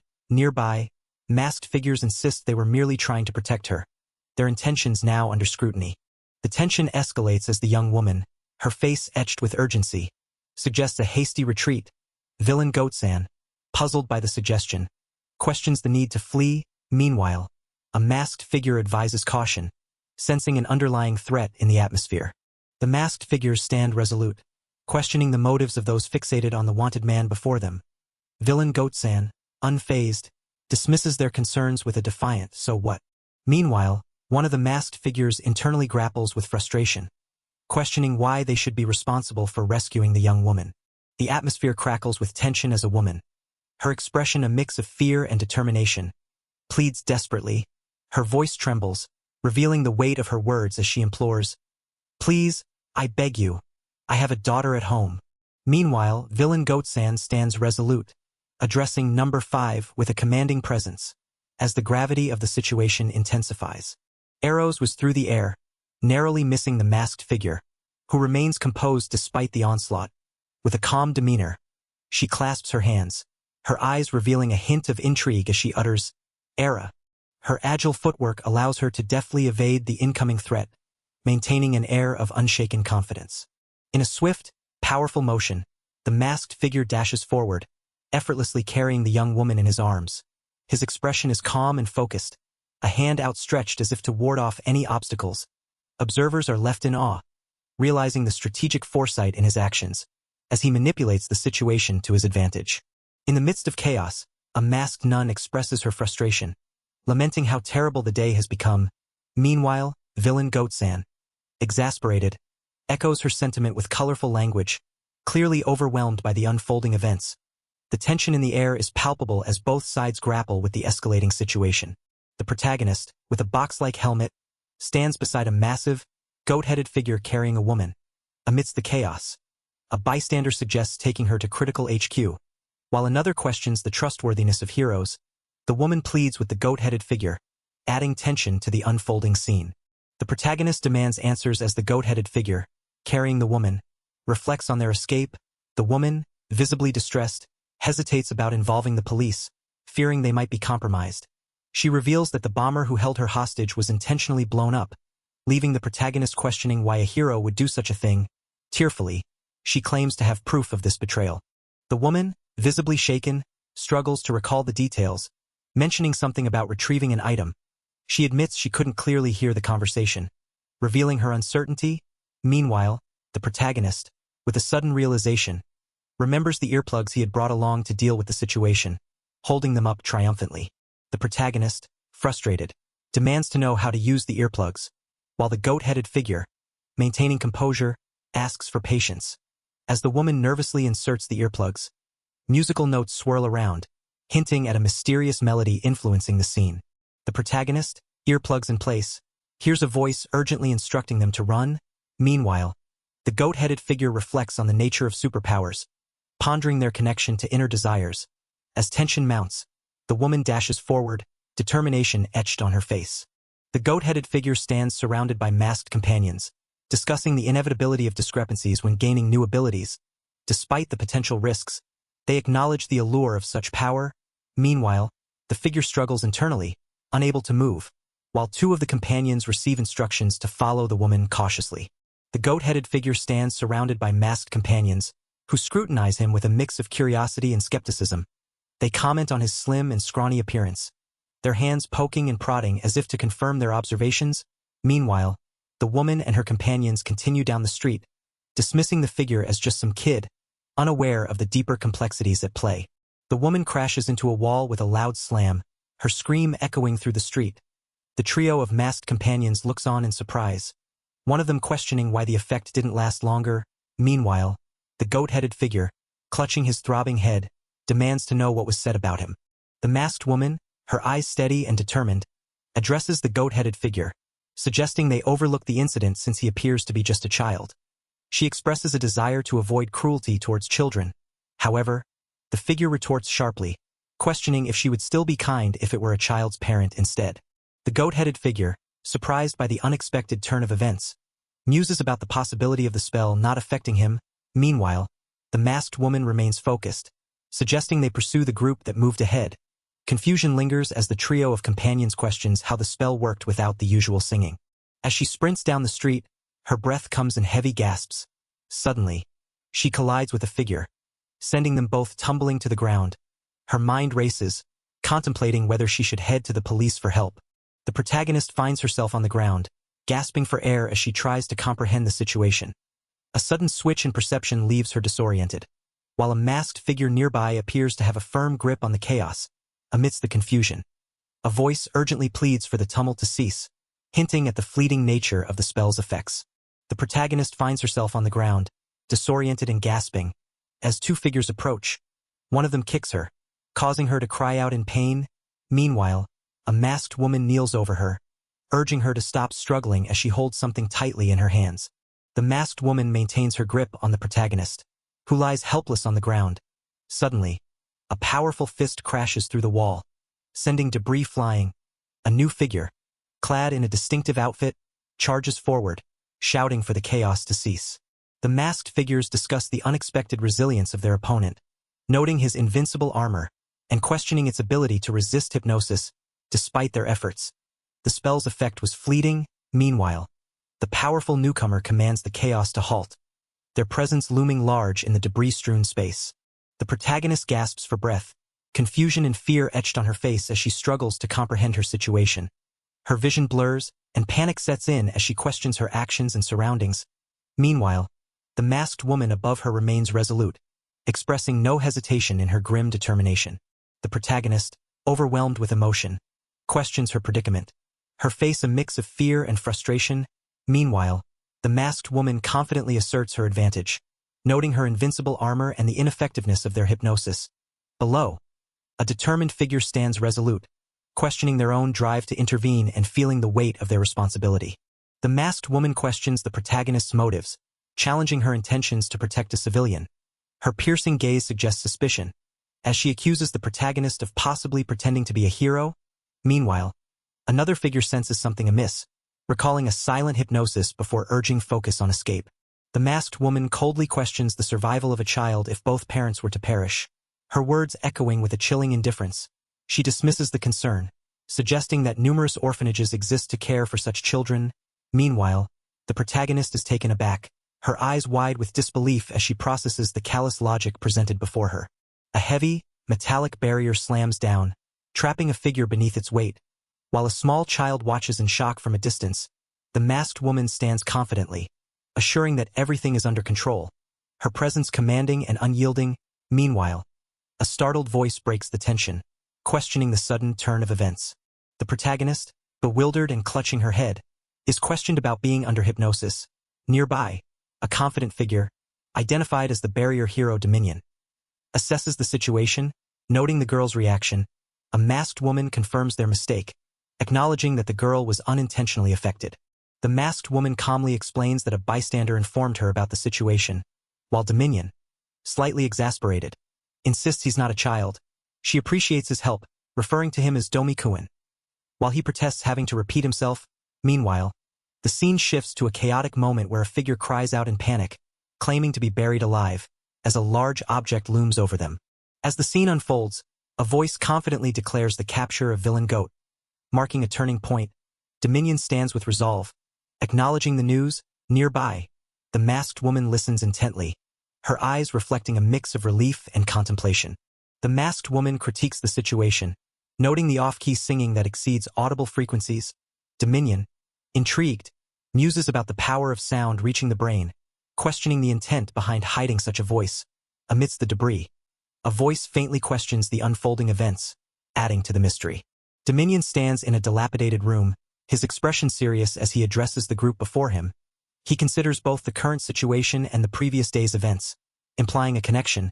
His words cut through the tension, accusing them of engaging in suspicious activities. The masked woman stands resolute, her gaze intense as a powerful thump echoes through the space. Dominion watches from a distance, observing a group of women encased in a transparent barrier. Their expressions are a mix of surprise and fear, adding to the tension that fills the dilapidated room. Dominion stands firm, his voice steady as he addresses the group. He acknowledges the growing distrust towards heroes, urging them to abandon their current path. Meanwhile, he admits the inconvenience of his barriers, which block all sound, rendering communication difficult. The protagonist crouches low, eyes sharp and focused, ready to spring into action. Beside him, the masked woman remains composed, her expression serene yet unreadable. The air between them crackles with unspoken tension, each poised for what comes next. The masked woman takes a deep breath, her lips moving silently as if reciting a mantra. A powerful energy surges forward, causing the air to shimmer with intensity. The group of women, still trapped within the barrier, watch in awe and anticipation as the scene unfolds. The ground trembles as a massive figure collapses, while a group of women cautiously approaches. Inside, a young man lies unconscious, a thud echoing through the hall as concerned figures gather around. One of the women, her expression remorseful, apologizes for misusing a fragment, acknowledging the unintended consequences.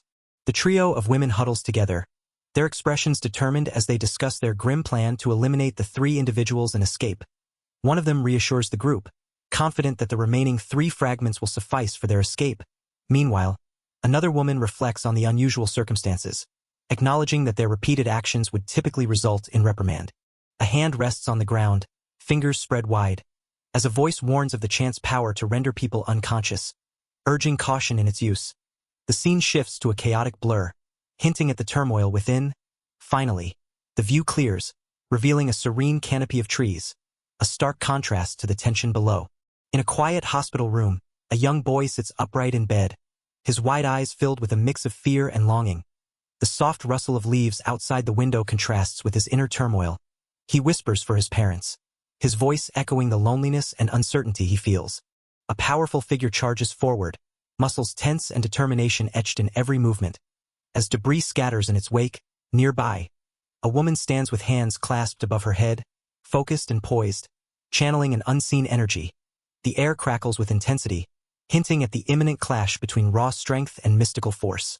A determined woman clicks her tongue in frustration, her eyes narrowing with resolve. Nearby, 2 figures sit on the ground, recovering from an unseen force. Meanwhile, a mysterious figure with a box-like helmet stands amidst swirling mist, catching their breath from the exertion. The figure with the ram-like helmet urges someone to flee, emphasizing the urgency of the situation. Meanwhile, another armored figure acknowledges a mistake, expressing regret for not warning sooner. Nearby, a woman, visibly exhausted, struggles against the transformation's effects, her resolve waning as she whispers her reluctance to give in. The mysterious figure with the box-like helmet acknowledges the impact of the recent events, noting the disorienting effect of verse 5. Meanwhile, the woman with the ram-like helmet questions the protagonist's stability, hinting at the toll it has taken. Nearby, another figure reassures themselves as the dizziness subsides, realizing the urgency to escape before their transformation ceases. In the background, a cloaked figure reflects on a haunting thought about survival amidst loss, while struggling to regain balance and time. The armored figure, voice dripping with disdain, challenges the notion of survival without parents, pointing out the contradiction of having siblings for support. The woman, resolute, confirms their endurance, while the figure mocks her, asserting his own strength and independence with a harsh laugh. Nearby, two others observe the exchange, their expressions a mix of disbelief and contemplation. The woman with the ram-like helmet stands firm, her eyes wide with intensity as she warns the armored figure to hold their tongue. The armored figure, unfazed, dismisses her words, asserting their survival through mutual support. Tension crackles between them, as the woman questions if their way of life was just insulted, her resolve unwavering. The scene shifts as a determined figure stands over another, discussing the urgency of retrieving fragments. They acknowledge the precariousness of their situation, aware that time is running out. With a commanding presence, one of them emphasizes the importance of their mission, while another voice urgently questions the stakes, hinting at a life hanging in the balance. A sinister figure, laughing maniacally, vows to ensure the demise of their target, surrounded by similarly dressed followers. Below, the armored figure, exasperated, contemplates the grim reality of their mission, acknowledging the need to protect while ensuring their own survival. Determination and frustration mingle as they prepare for the challenges ahead. In a solemn gathering, 5 sisters stand together, reminiscing about their 6th sibling, Nene. They recall how Nene began to cough uncontrollably one day, her small body burning with fever, despite their efforts to care for her. Their parents insisted that singing hymns would suffice for recovery, deeming a doctor's visit unnecessary. In the depths of despair, the protagonist reflects on Nene's worsening condition, wishing for her to be free from pain and the cruel laughter of others. The parents, indifferent and resigned, decide against further care, leaving the sisters to grapple with their helplessness, overcome by desperation. One sister contemplates a drastic action, clutching a kitchen knife in a moment of intense turmoil. In the quiet aftermath of Nene's passing, the sisters bury her near a distant stream. Far from their home, a woman, claiming to be their mother's sister, arrives unexpectedly, offering them a chance to escape their sorrowful past. Promising to take all 5 sisters in, she extends a glimmer of hope, perhaps signaling a new beginning. As the sisters arrive in New Canaan, a meteorite strikes, altering their destinies. This unexpected event grants them mysterious powers, catching the attention of a hero organization called Critical. A representative of the organization offers them a chance to become heroes, igniting a spark of hope for a brighter future. The sisters, now members of Critical, understand that their new roles will provide the support they need to survive together. As they embark on their hero activities, they receive confidential information about the meteorite fragments. A thought ignites within one sister's mind, contemplating the power these fragments could bring if acquired. As the sisters stand together, one of them speaks with determination, envisioning the possibility of harnessing the meteorite's unknown power. She suggests that they might be able to sing a hymn capable of bringing people back to life. With a hopeful smile, she rallies her siblings, declaring their mission to retrieve a fragment, so they can all live together again. In a tense confrontation, a figure with a goat-like mask is questioned about their failure to retrieve someone, defending their actions with frustration. Meanwhile, a group of nuns, led by a confident woman, plots to eliminate a mother to seize something valuable, rallying support with ease. The scene is charged with determination and underlying tension as plans unfold. The masked figure dashes forward with urgency, determined to retrieve someone before a crucial song ends. Meanwhile, a nun, startled, recognizes the familiar melody, struggling to identify the specific verse. The tension mounts as both parties race against time, driven by their respective missions. The masked figure, with a determined shout, identifies their target, Goat! As they charge forward, a nun observes with a calculating expression, acknowledging the unfolding events with a simple, I see. The air is thick with urgency as both sides prepare to clash, each driven by their own pressing goals. A massive creature, adorned with a skull-like mask, holds a woman protectively in its grasp. The onlookers, cloaked in mystery, acknowledge its success with a mix of relief and awe. One of them notes the effectiveness of verse 4, which has halted any movement, while another reflects on their ability to protect her even under different circumstances. The nuns attempt to break through the creature's defenses, but their efforts prove futile. One of them acknowledges the failure, suggesting a different approach. Meanwhile, another group discusses the potential vulnerability of the creature's armor, pondering its endurance and the implications of their master's fate. The nun, exuding confidence and frustration, dismisses her concerns with a clenched fist, declaring her annoyance. In a swift motion, she lunges forward, her dagger aimed with precision at her cloaked adversary. Despite the repeated strikes, the opponent reassures themselves, their heart pounding with determination. A massive force surges forward, causing the nuns to brace themselves against the powerful gust. One of them humorously questions the well-being of their leader, while another acknowledges their narrow escape with a sigh of relief. The tension is palpable as they regroup and prepare for the next move. The cloaked figure clutches their side, wincing from the pain and urging their master to flee. As they dash away, the nuns watch intently, their leader questioning the unexpected crack in their opponent's armor. Despite the apparent damage, the cloaked figure reassures themselves, confident that their invincibility remains intact for now.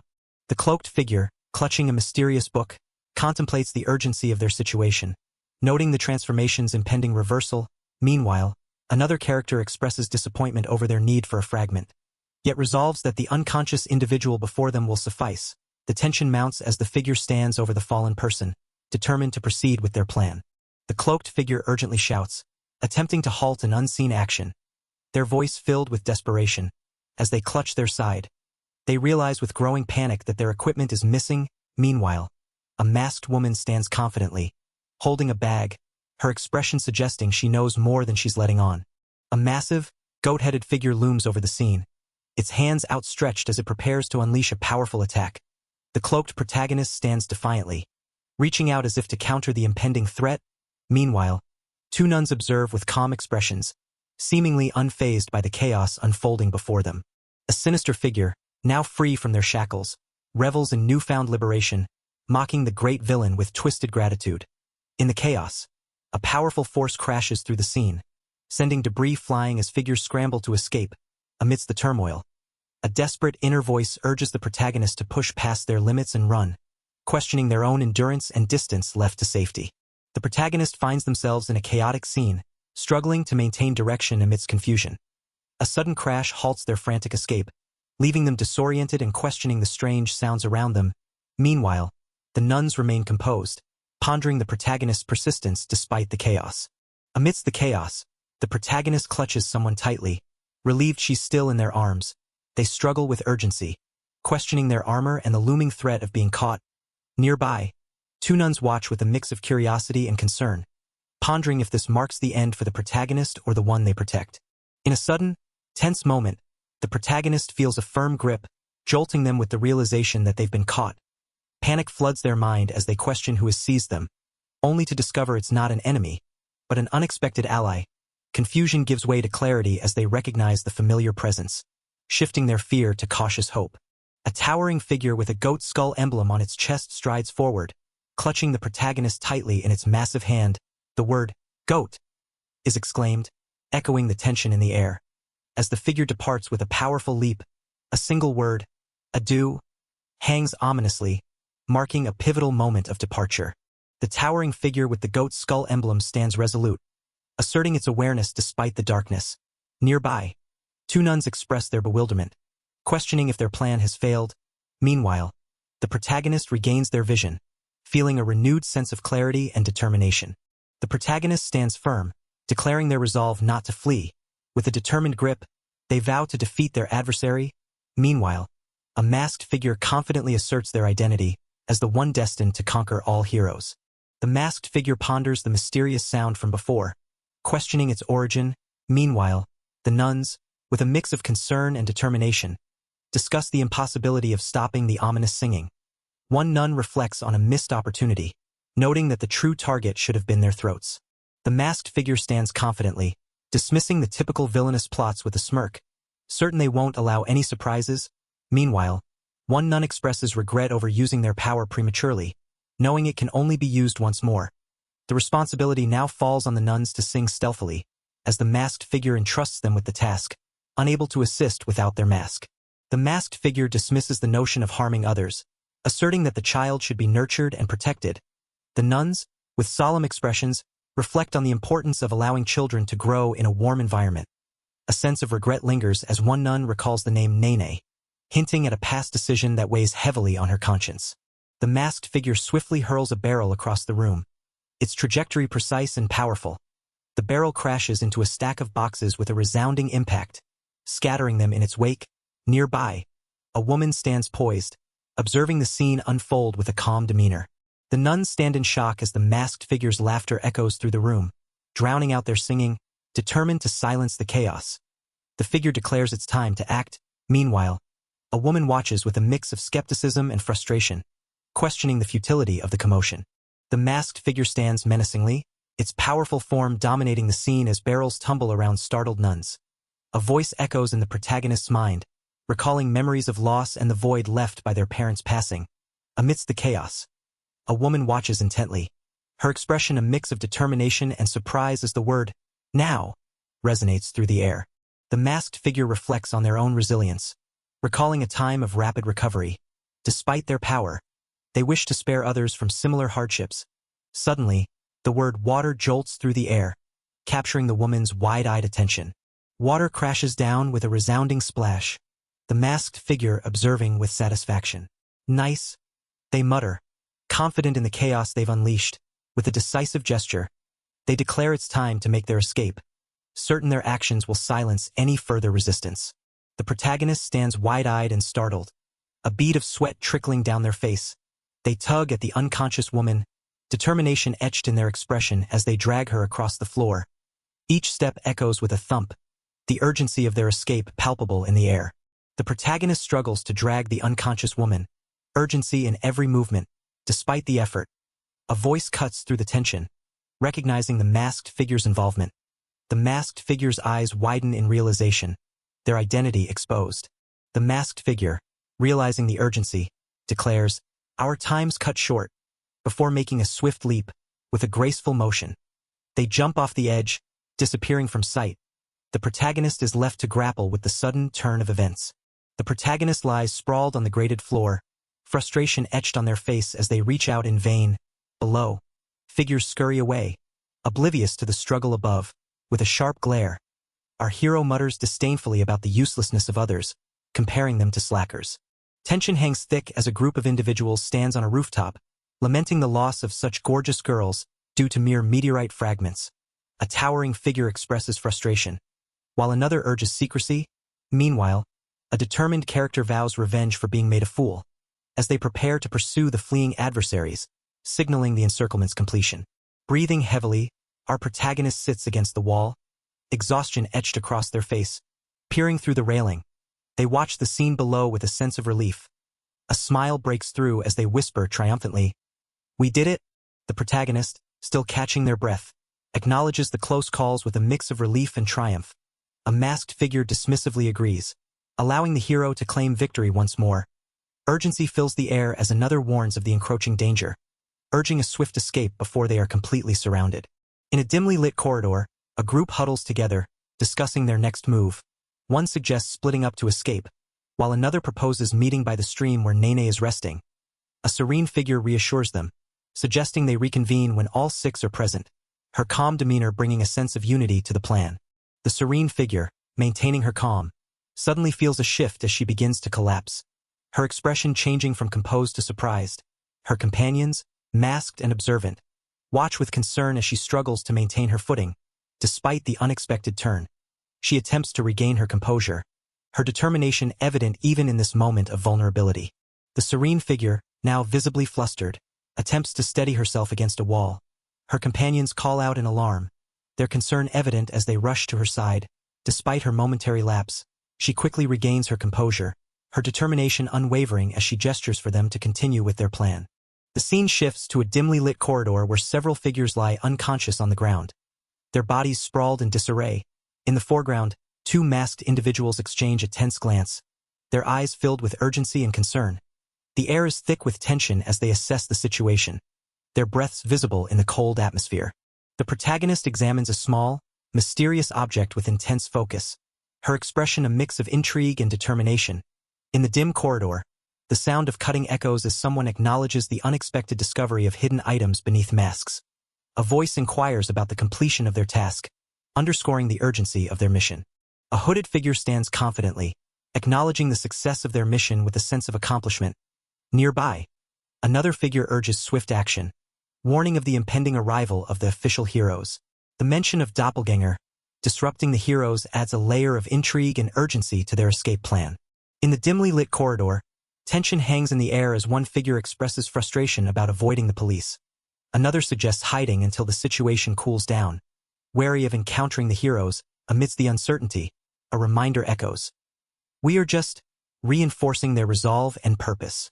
The protagonist stumbles, muttering an ouch, as they collide with something unexpected. Confused, they glance around, trying to comprehend what just happened.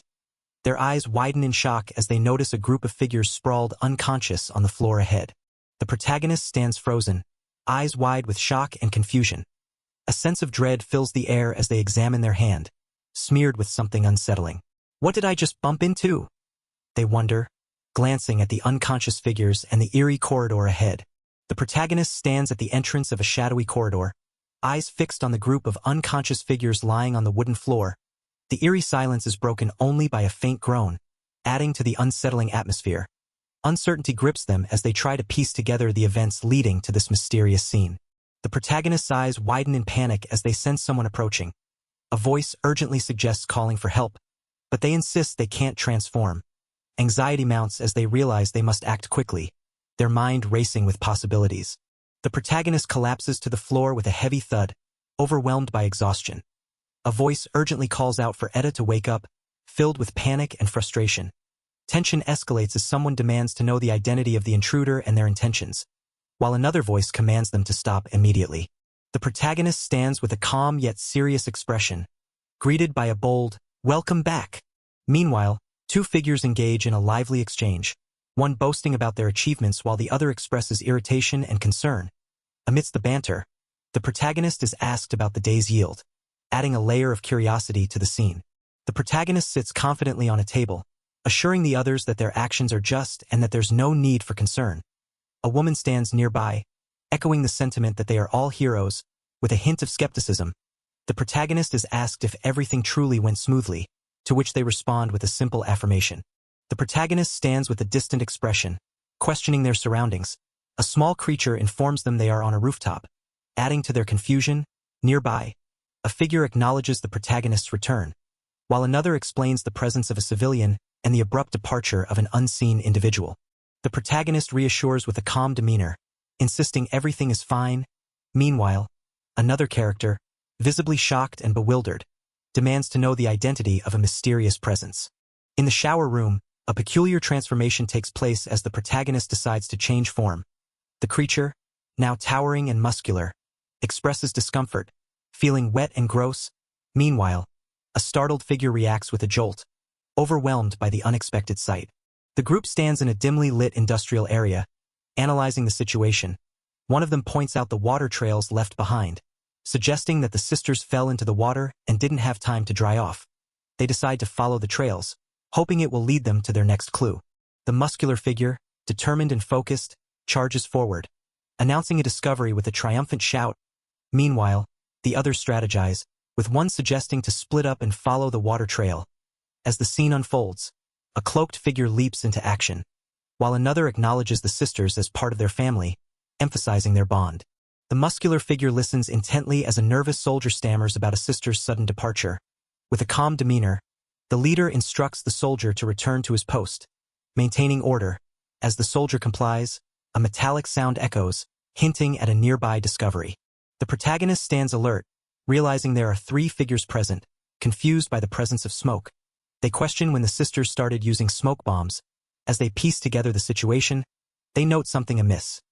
The sister they pursued wasn't wet at all, sparking suspicion about a possible distraction. A canister clatters to the ground, releasing a hissing smoke. The protagonist, startled, observes the scene with growing realization. There's a third party, they exclaim, recognizing the distraction as a coordinated effort. The protagonist stands amidst swirling smoke, contemplating the possibility of an unforeseen element in their plan.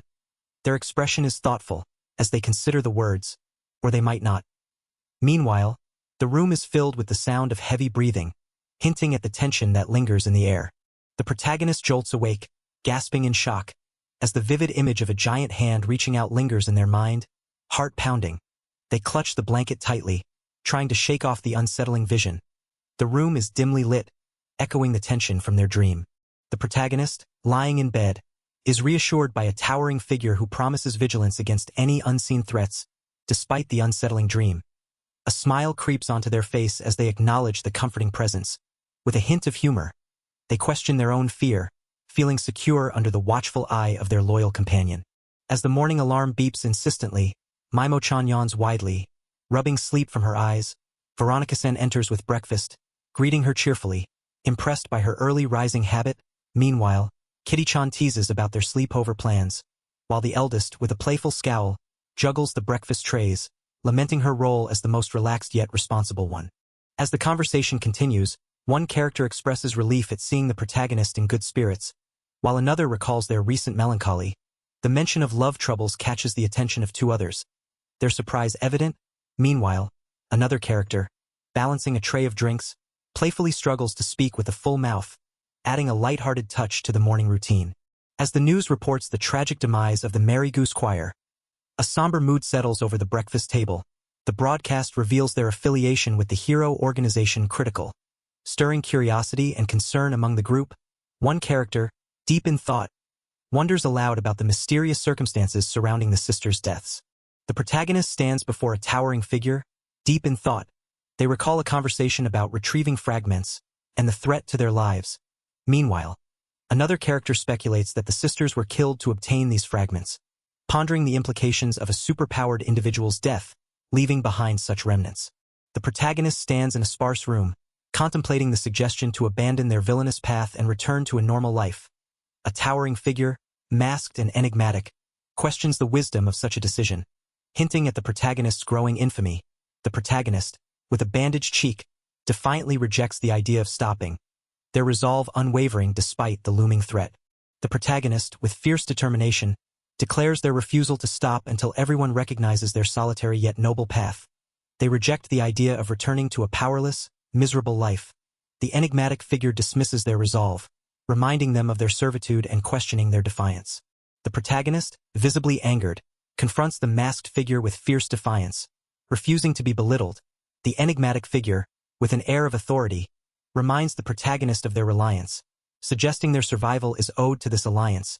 Despite the tension, the masked figure expresses a reluctant concern for the protagonist's well-being, hinting at a deeper connection. In the quiet solitude of their room, the protagonist leans over the desk, lost in thought.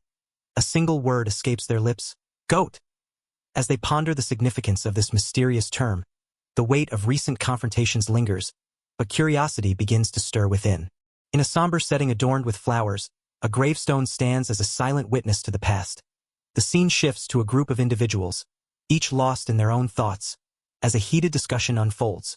One figure passionately argues about the consequences of withholding the truth, questioning if silence only breeds more distress. In a tense exchange, one character insists on the necessity of keeping sensitive information confidential, emphasizing the potential distress it could cause. Another, more animated figure, seeks validation from their companions, urging them to understand the gravity of the situation. Meanwhile, a third character reflects on the challenges faced by Mary Goose-san, questioning whether the circumstances were simply insurmountable. In a room filled with tension, a woman reflects on the dual nature of the sisters, seen as both heroes and villains, leaving others uncertain of their stance. She reveals that human lives were sacrificed for meteorite fragments, while another character struggles to comprehend the sisters' actions and the motives behind their demise.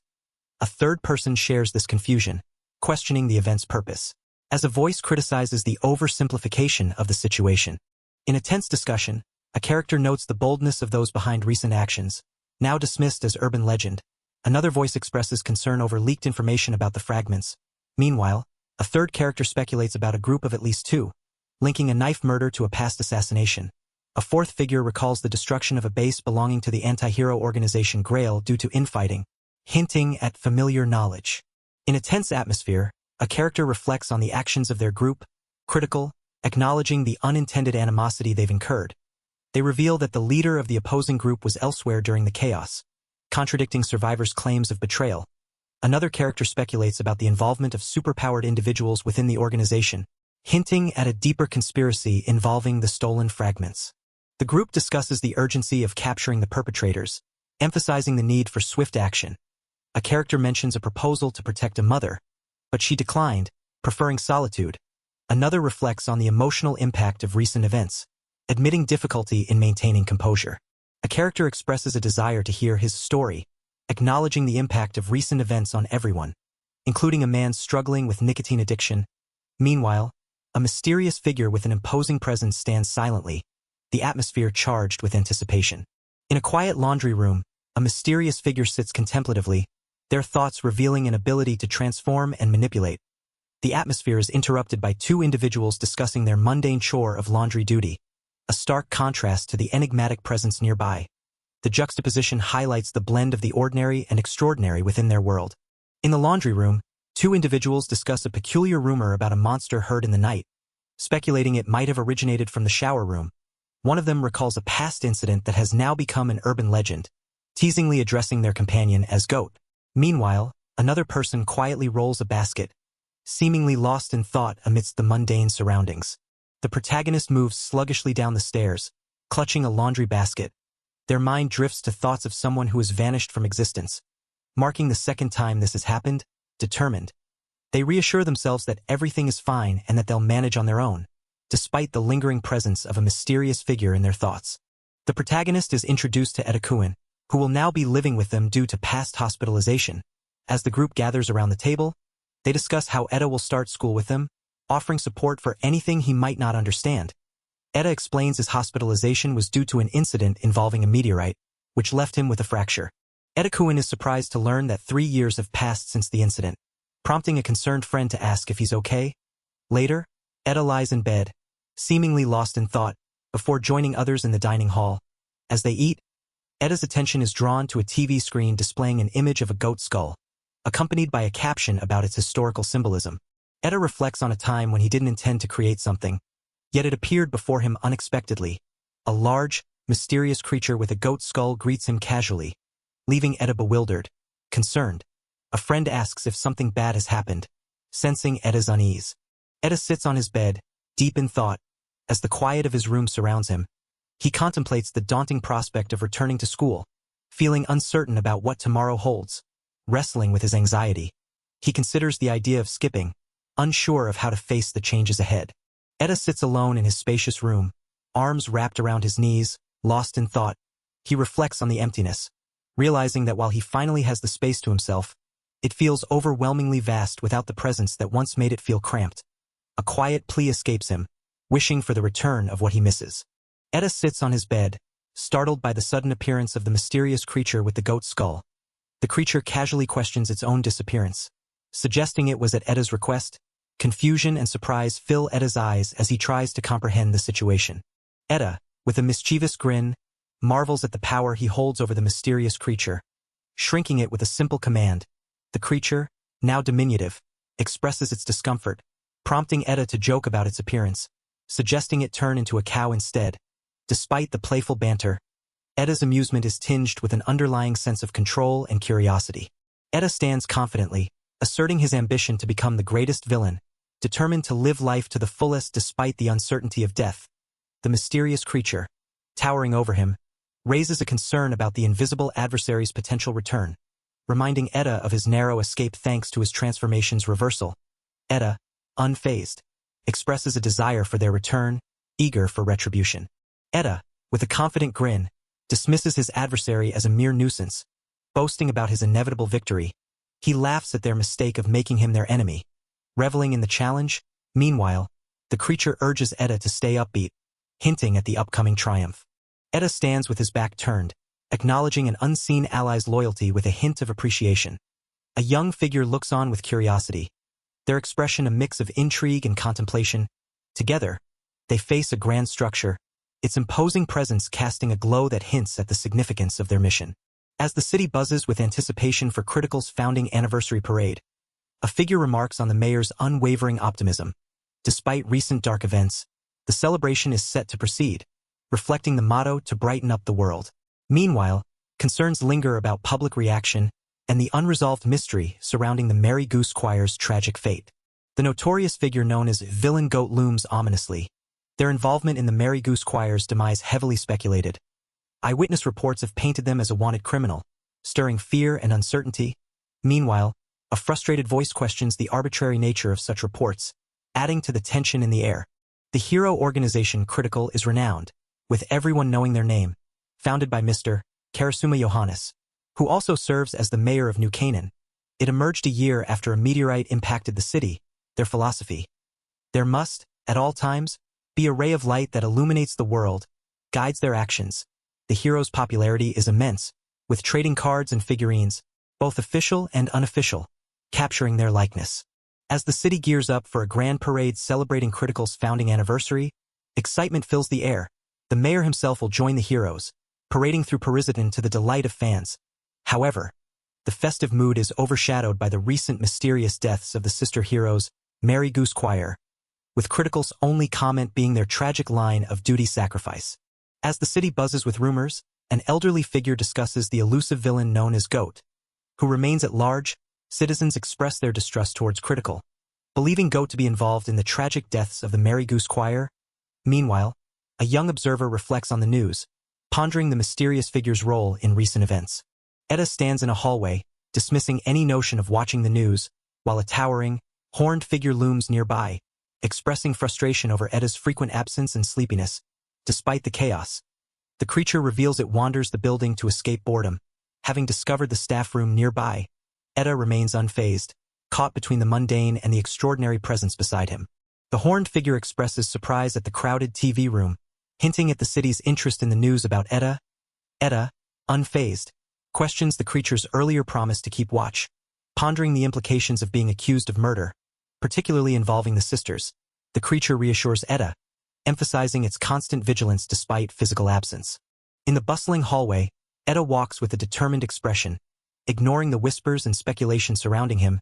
Nearby, students debate the truth behind the rumors, questioning if the Vigoat is truly responsible for the recent chaos. Amidst the chatter, Eda remains focused, seemingly unfazed by the accusations swirling around him. Eda stands resolute, contemplating the weight of his actions and the potential for bad press. He muses about revealing his true self to the world, questioning what kind of villain he would be if he didn't.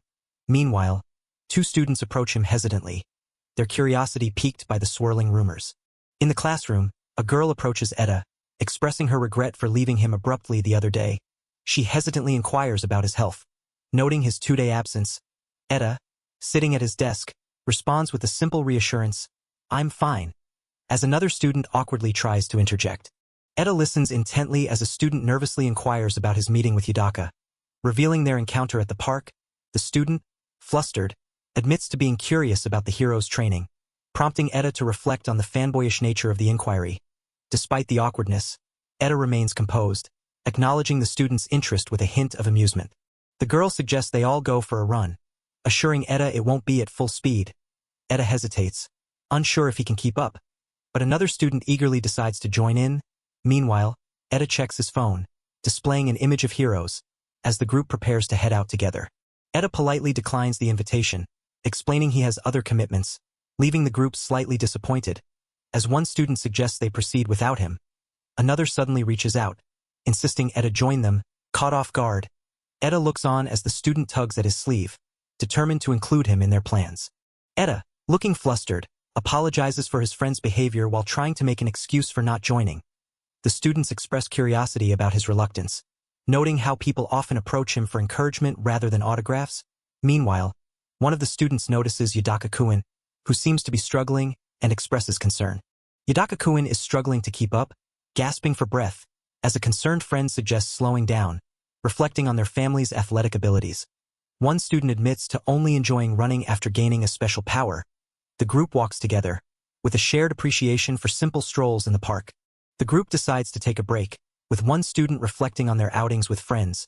As they sit on the bench, a playful exchange unfolds, with a teasing question about their friendship. One of them seems flustered by the remark, while another laughs it off, adding a light-hearted moment to their day. The group sits pensively on the bench, with one friend expressing surprise about the protagonist's friendship with Yudaka-kun. A serious question lingers in the air about the mysterious villain goat and a potential murder, leaving everyone in a contemplative silence, reflecting on a brief encounter.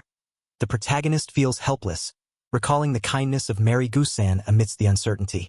The group sits together, discussing the possibility of villain goat's involvement in a recent crime. One friend confidently expresses doubt, trusting their instincts that villain goat isn't the type to commit murder. Another friend hesitantly agrees, acknowledging the mysterious figure's penchant for attention rather than secrecy. The protagonist's friend asserts that villain goat would never refer to himself as mine-self. Despite having a fitting vibe, another friend teasingly questions if someone has a crush, causing a flustered reaction.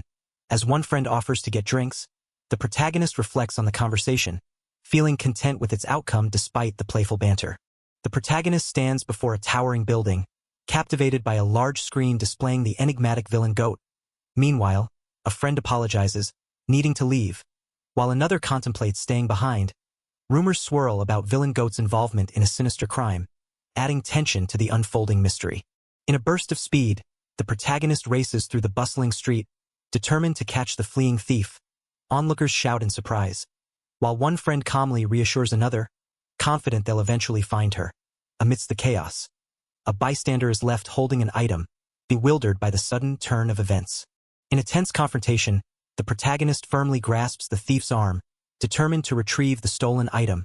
The thief struggles, demanding to be released, but our hero calmly insists on returning the item together. The intensity in their eyes reveals the clash of wills, as the situation teeters on the edge of resolution. In a surprising turn, the protagonist is struck by a sudden electric shock, causing her to recoil in shock. The thief, wielding a stun gun, demands to be released, while a bystander exclaims in disbelief at the unexpected escalation. Tension mounts as the crowd watches, unsure of what will happen next. The protagonist, recovering from the shock, confronts the thief with fierce determination. Her eyes burn with intensity as she demands an explanation for the chaos unfolding. The tension between them is palpable, as the thief, masked and enigmatic, stands defiantly. The crowd gasps as someone identifies the masked figure as villain goat, the alleged murderer of the sisters. The protagonist, undeterred by the accusations, defiantly extends her hand, demanding the return of the stolen item. Meanwhile, the thief, visibly shaken, insists on their innocence, denying any involvement in the murders. The protagonist stands stunned, eyes wide with disbelief as chaos erupts around her. The thief, known as villain goat, makes a sudden dash, causing confusion and panic among the crowd. Amidst the commotion, accusations fly, and the thief vehemently denies involvement, insisting on their innocence. The thief, in a bold move, sweeps the protagonist off her feet, carrying her away with determination. Amidst her protests, he insists on his innocence, refusing to admit to the heinous crimes he's accused of. As they dash through the alley, he frantically searches for an escape route, the urgency of the situation palpable. The protagonist lands gracefully, confronting the masked figure with fierce determination. She challenges him, asserting her strength as an idle hero, while he tries to clarify the misunderstanding. As the tension eases, she reassures him of her resilience, despite a minor injury, while he insists they mean no harm and encourages her to rest. The protagonist, with a determined expression, confronts the thief, reminding him of his status as a wanted criminal and suspect in a murder case. She warns him that either a hero or the police will soon arrive, and she has no intention of letting him escape. Meanwhile, the thief, momentarily speechless, offers her a device to communicate, while she reads a message reassuring her not to worry about a kid involved earlier. The protagonist, surprised by the masked figure's concern, thanks him hesitantly. She reflects on the situation, understanding why the girl said those things. Confused, she questions why he isn't focused on defeating her, while he reveals he came to talk, leaving her even more bewildered. The protagonist, puzzled by the masked figure's actions, reflects on the unexpected message and the girl's connection. She struggles to understand his intentions, questioning the significance of the picture and flowers. As she considers the girl's situation, she realizes the child might be one of the street children, while the mysterious figure sits calmly, seemingly accustomed to the unfolding events. The protagonist reflects on her past, acknowledging her fortune compared to others. The masked figure shares insights about the children who chose to live on the streets after the meteorite struck, revealing his own perspective on the event. He speaks of a philosophy about being a beacon of hope, expressing his desire to help others, even if it's just as an idle hero. which resonates with the protagonist. The protagonist reflects on her motivations, questioning if her actions are merely self-serving. She expresses doubt about being a guiding light for those in suffering. Meanwhile, the masked figure apologizes, concerned that his words may have been unsettling, while she ponders the nature of fortune and its impact on others. The masked figure shares a message he has written, suggesting that showing happiness might inspire others to find joy themselves. As he gestures earnestly, the protagonist listens intently, her expression shifting to one of contemplation. She sits quietly, absorbing his words amidst the serene backdrop of the alleyway. As the protagonist sits quietly, the masked figure makes a swift exit, leaving her with a thoughtful thank you. Suddenly, the atmosphere shifts as a group approaches, concerned for her well-being. Meanwhile, a young man reflects on his mixed emotions, questioning his actions and the kindness of their enigmatic ally.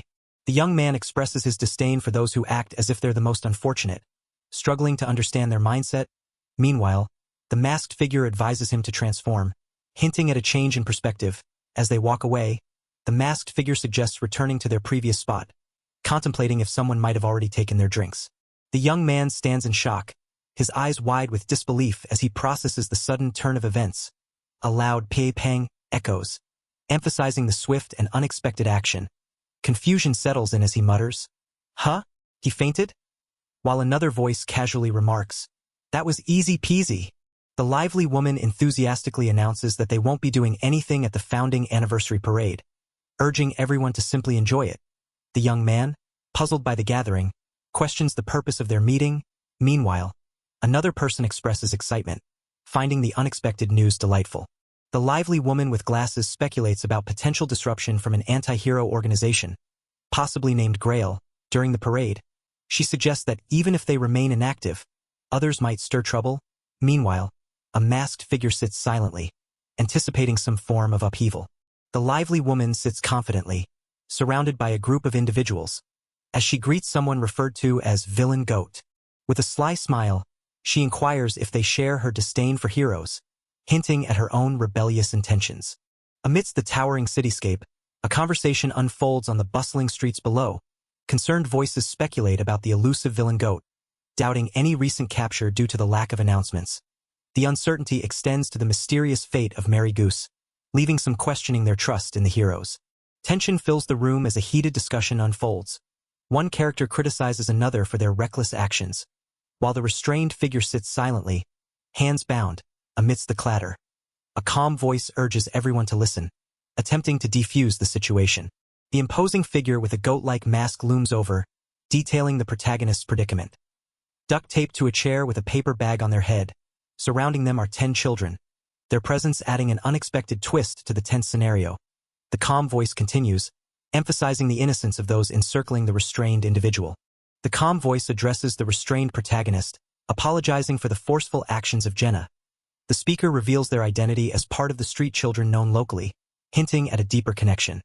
They question the protagonist's hatred for heroes, suggesting a motive behind their actions, while introducing themselves as the Hero Victims Association. The children stand united, expressing their shared disdain for heroes, each with their own reasons. A determined figure steps forward, voicing the frustration of being ignored and the pretense of being heard. They declare their mission to reveal the suffering caused by heroes, highlighting the forced silence and confinement in orphanages. The determined figure, cloaked in resolve, reveals their bold plan to take over the upcoming parade. They emphasize the wavering faith in heroes, seeing this as the perfect moment to make their voices heard.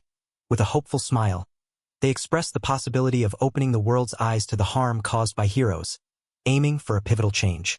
The protagonist stands firm, questioning the motives behind the disdain for heroes and the drastic thoughts of murder. A figure inquires about the underlying circumstances, seeking to understand the deep-rooted loathing. The conversation is intense, with a promise to listen and share these truths with the world.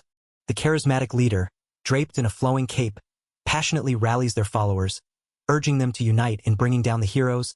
Meanwhile, in a starkly contrasting setting, a figure confronts the protagonist, questioning if they are finished wasting time.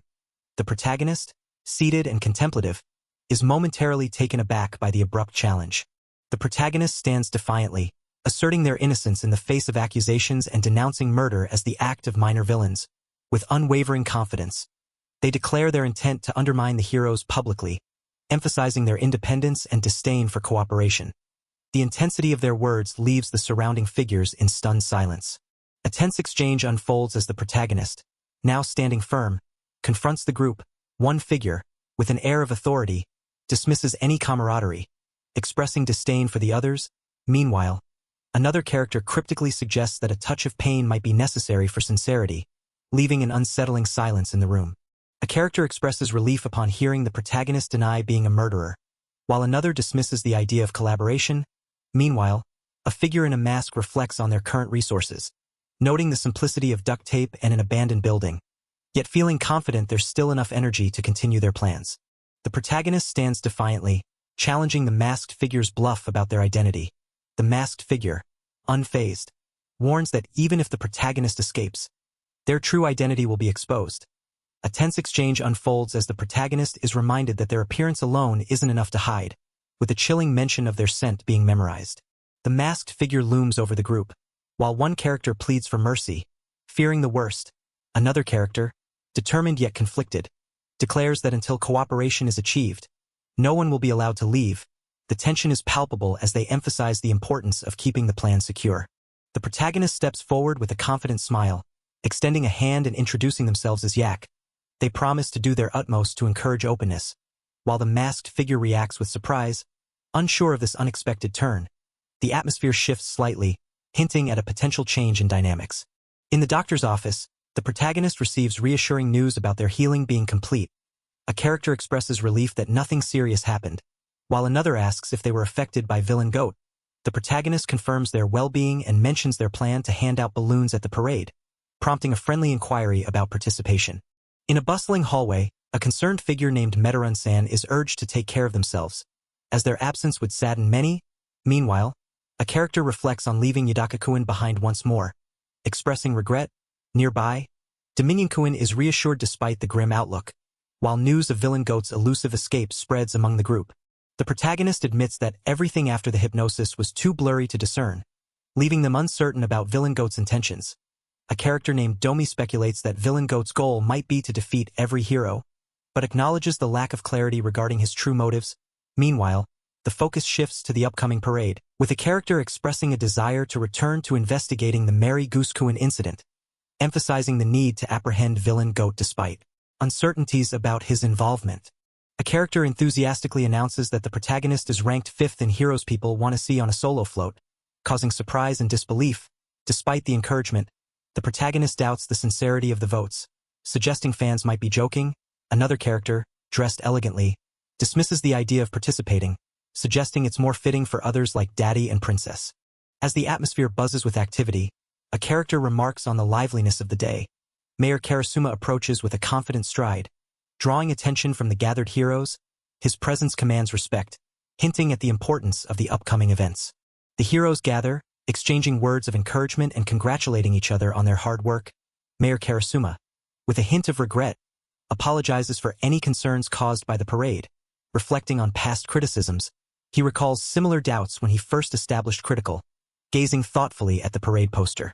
Mayor Karasuma stands resolute, reflecting on the past year's challenges since the meteorite struck. Despite criticism, he remains steadfast in his belief that his actions were correct, aiming to brighten the world in his own way. A hero beside him, sharing a knowing smile, acknowledges his commitment, suggesting that supporting Karasuma's philosophy makes them both fools, but in a way that brings shared laughter and camaraderie. The heroes stand together, acknowledging the potential threat to the parade. One of them expresses concern about possible disruptions, while another emphasizes the need for vigilance despite the security measures in place. Mayor Karasuma, with a somber expression, apologizes for the burden his decisions have placed on them, reflecting on the consequences of his actions. The group of heroes stands united, exuding a sense of calm determination. One of them remarks that their current task is no different from what they've always done, receiving nods of agreement from the others. As the cityscape stretches into the horizon, a serene figure lies in quiet contemplation, eyes closed, perhaps dreaming of the challenges and triumphs that lie ahead. In a dimly lit room, a large, muscular figure leans over a desk, acknowledging the arrival of morning. Nearby, a young hero sits, lost in thought, questioning the circumstances that led to this moment. Despite the concern about not being home, they dismiss the potential commotion, reflecting on past experiences with a resigned acceptance. In the dimly lit room, the young hero expresses disdain for a certain individual, admitting a strong dislike for their presence. Meanwhile, a determined figure strides forward, dismissing the need for a health checkup with a confident gesture. The protagonist sits quietly, hoping for release after the parade, while reflecting on the excuse to skip the appointment. In a tense exchange, the young hero questions the necessity of revealing their face, hinting at a past discomfort. Meanwhile, a stern figure insists on showing mercy by offering food. Despite the protagonist's clear reluctance, the atmosphere is charged with unspoken tension as the protagonist reluctantly complies, biting into the offered meal. In a moment of surprise, a startled girl reacts to an unexpected offer, while another calmly suggests taking the unwanted item. The protagonist, with a hint of resignation, is reminded of their usual kindness and urged to extend it to the enigmatic villain goat. As the scene shifts, a figure offers a parting gesture, leaving behind a token of goodwill on a special plate. The protagonist sits before the imposing figure of the villain goat, contemplating the taste of the meal in the context of their tense situation. Reluctantly agreeing to try at least one item, they reach out, acknowledging the strange normalcy in the chaos. As they comply, a figure expresses relief and gratitude, while another quietly observes from the doorway. The protagonist sits with arms crossed, a hint of annoyance on their face, while a curious figure questions their interaction with the big guy. Another person, observing closely, comments on the protagonist's gloves, questioning their constant presence even during meals. The protagonist, maintaining a guarded demeanor, simply asks to be left alone. The protagonist sits on the floor, arms crossed, as a companion gently tugs at their sleeve, prompting a surprised reaction. Suddenly, the protagonist's expression shifts to shock as the companion's actions cause a commotion. Knocking something over with a loud slam, confusion and surprise fill the air as the protagonist questions the unexpected intrusion. The protagonist, now on the floor, looks up in confusion as their hand is firmly grasped by the companion. A sudden smack echoes through the room, causing the protagonist to recoil, distancing themselves in surprise. The unexpected contact leaves both parties in a moment of awkward tension. The companion, with a hint of remorse, apologizes for their roughness. While a small creature expresses frustration, the protagonist sits across from the companion, listening intently as they are called a poor little soul. The companion continues, probing deeper into the protagonist's past, suggesting a shared disdain for heroes born from suffering. The companion leans forward, genuine concern in their eyes, asking the protagonist to share their story. They express a desire to help, hoping to build a connection despite their mutual disdain for heroes. Meanwhile, the protagonist quietly admits to hating heroes, revealing a sense of loneliness that lingers beneath their words. The protagonist, visibly tense, firmly declares their refusal to cooperate, expressing disdain for the companion.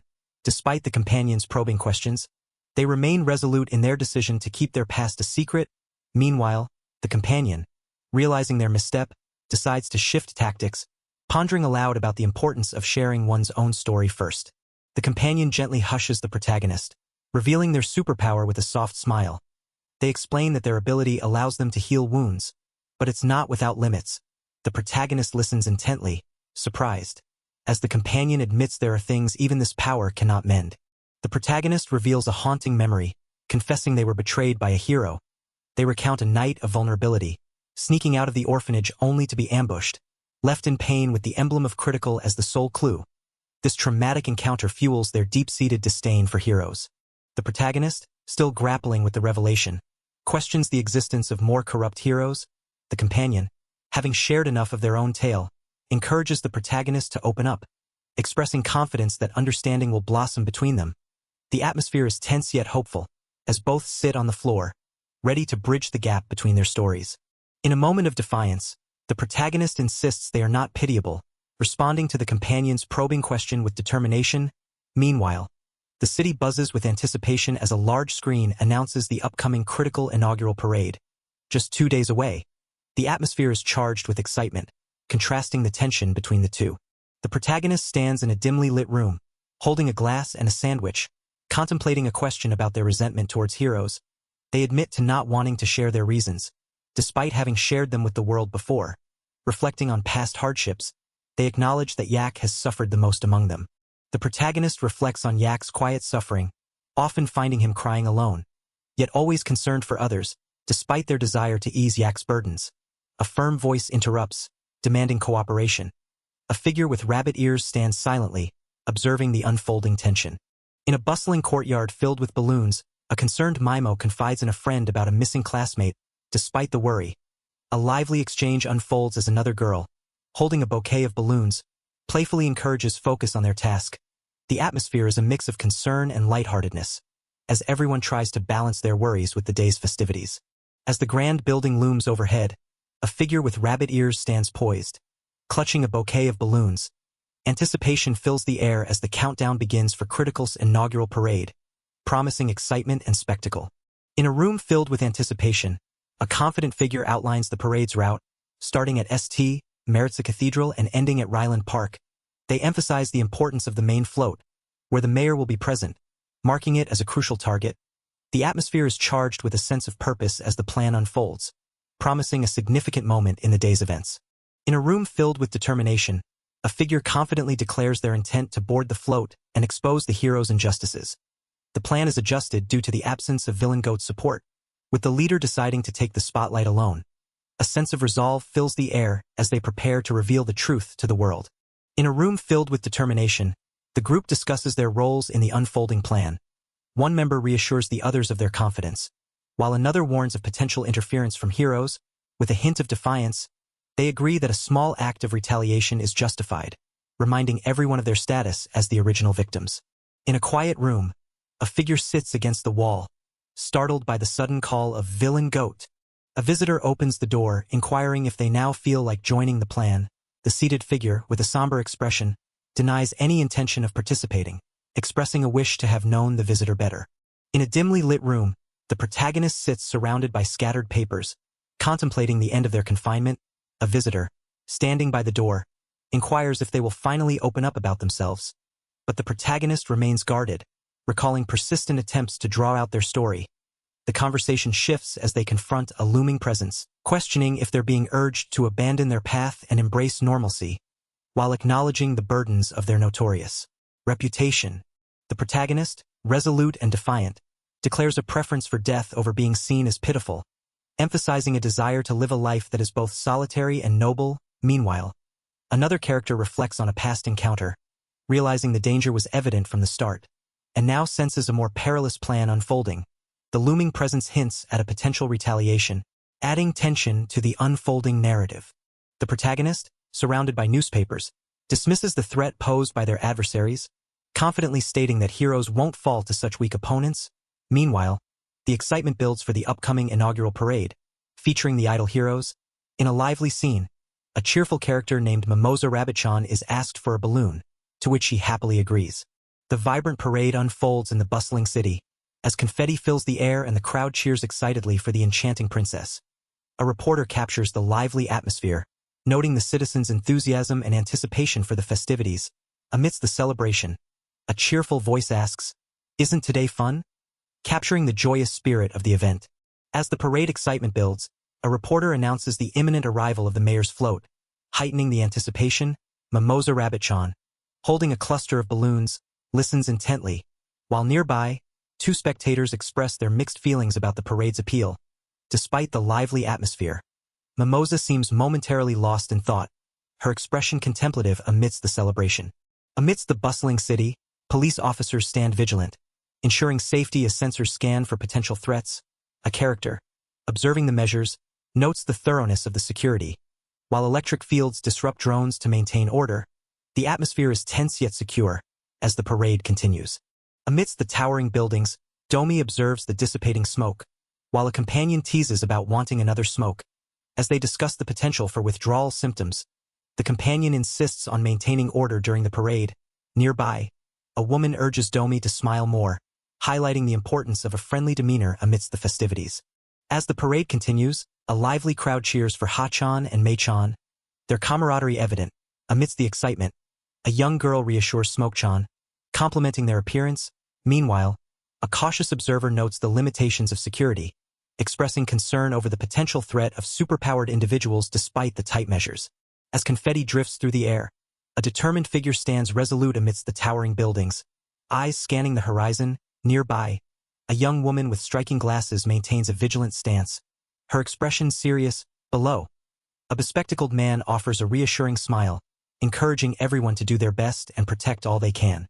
As the bustling street fills with anticipation, a figure clad in a distinctive cloak strides forward with purpose. The crowd parts slightly, eyes drawn to the confident presence commanding attention. With a calm yet determined voice, the figure declares, "Now then, let us begin," signaling the start of something significant amidst the city's hum. Amidst the bustling city streets, a security officer receives urgent alerts in his earpiece about dangerous materials detected in nearby areas. Confusion and concern etch his face as he processes the information, realizing he's in Area 8, not the affected zones. Suddenly, a massive paw sweeps through, causing the crowd to react with shock and curiosity. A majestic wolf leaps gracefully through the air, clutching a small bag in its mouth. Onlookers, including a security officer, watch in astonishment as one person mistakenly identifies it as a dog. Another corrects them, noting with certainty, "No, a wolf," as the creature swiftly carries the mysterious item. The security officer urgently communicates through his earpiece, instructing his team to guard the exit as the wolf disappears into the alley.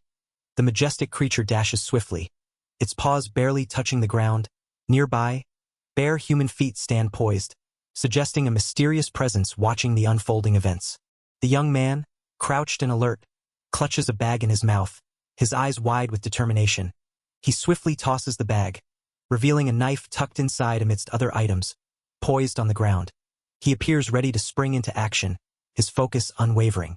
The wolf races forward with incredible speed, its eyes sharp and focused. Meanwhile, a group of excited fans cheer enthusiastically, one exclaiming their desire for a hero to be their father.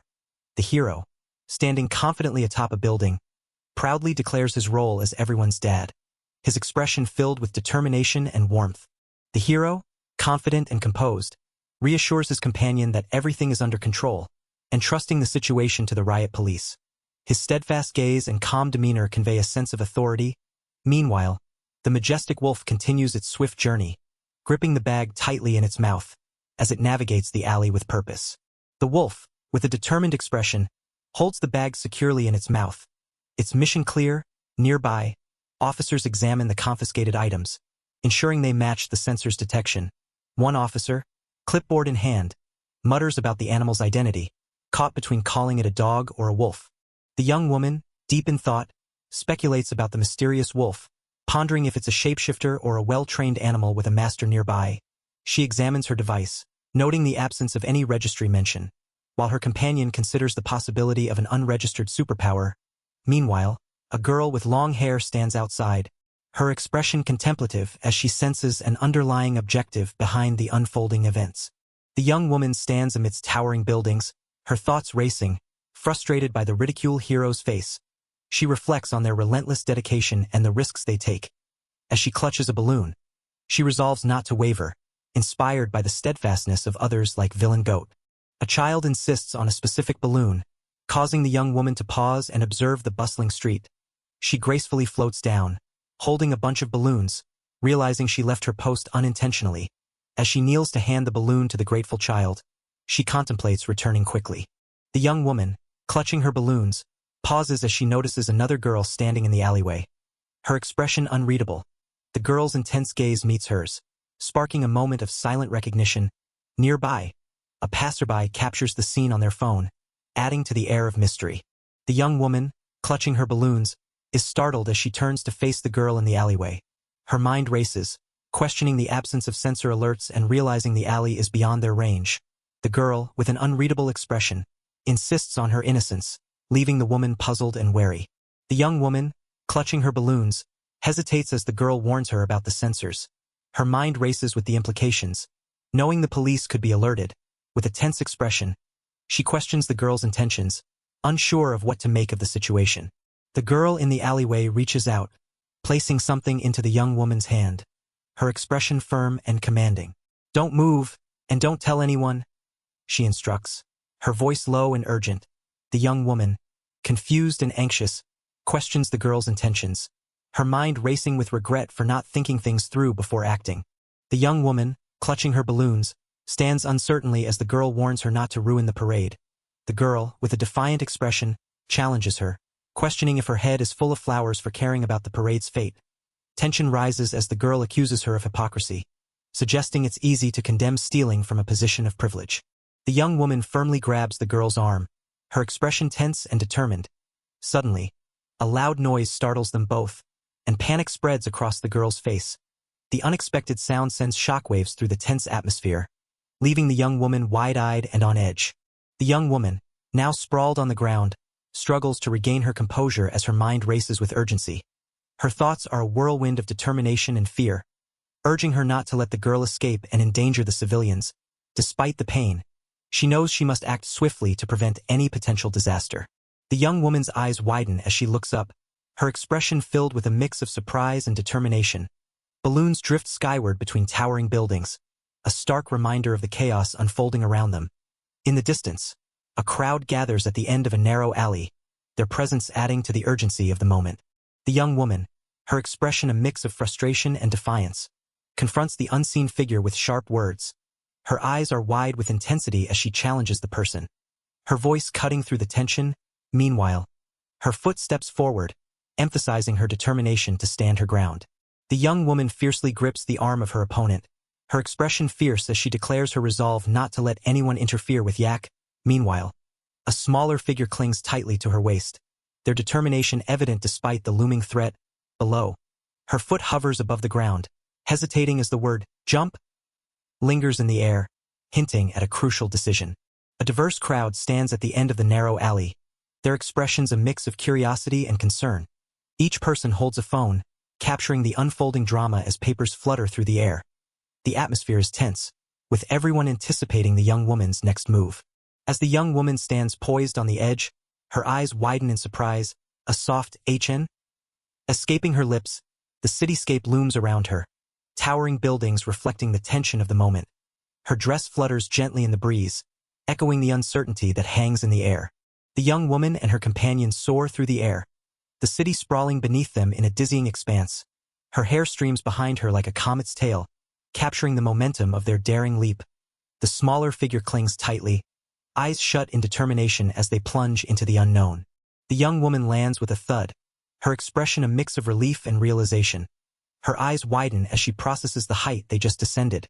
Clutching her companion tightly, she murmurs softly, her mind racing with what needs to be done next. The young woman, still recovering from the leap, feels her heart pounding fiercely in her chest. Her companion clings to her tightly, eyes squeezed shut as they both catch their breath. She stands, sweat trickling down her face, eyes wide with a mix of adrenaline and determination. The young woman stands poised, her expression a mix of determination and curiosity as she surveys her surroundings. Balloons drift lazily in the sky behind her, their strings swaying gently in the breeze. The cityscape looms in the background, a testament to the challenges that lie ahead. Debris scatters as a powerful force crashes through the street, sending shockwaves through the air.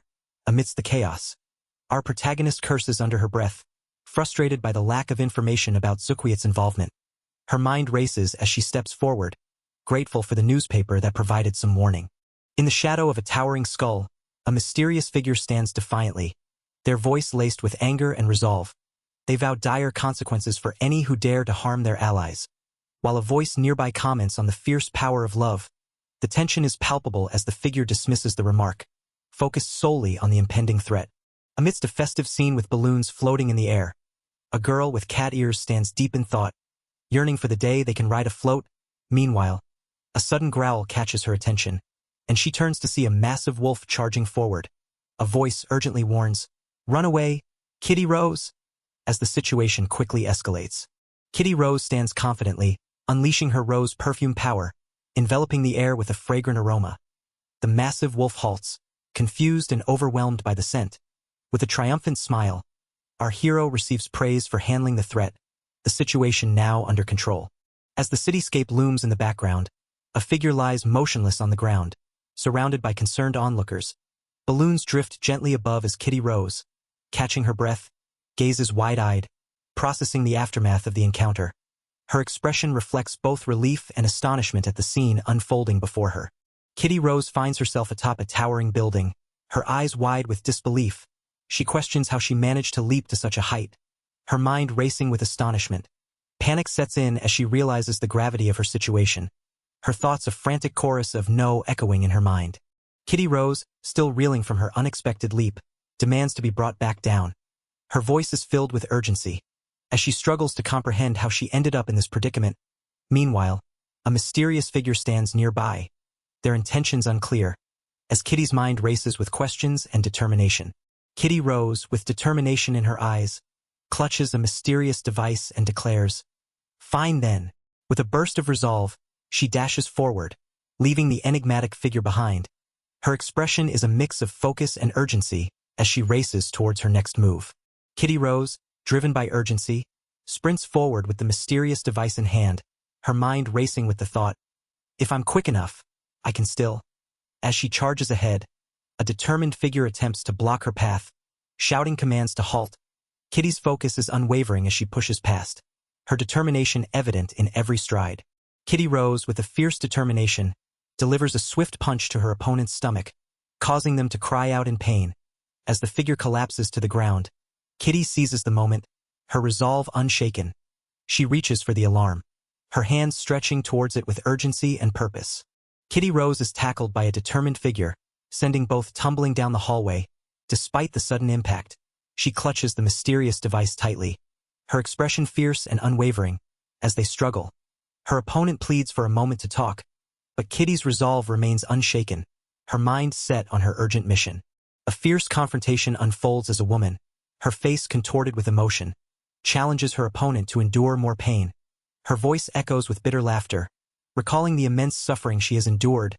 Tears stream down her face as she declares that the current agony is nothing compared to what she has faced, her determination unwavering despite the overwhelming emotions.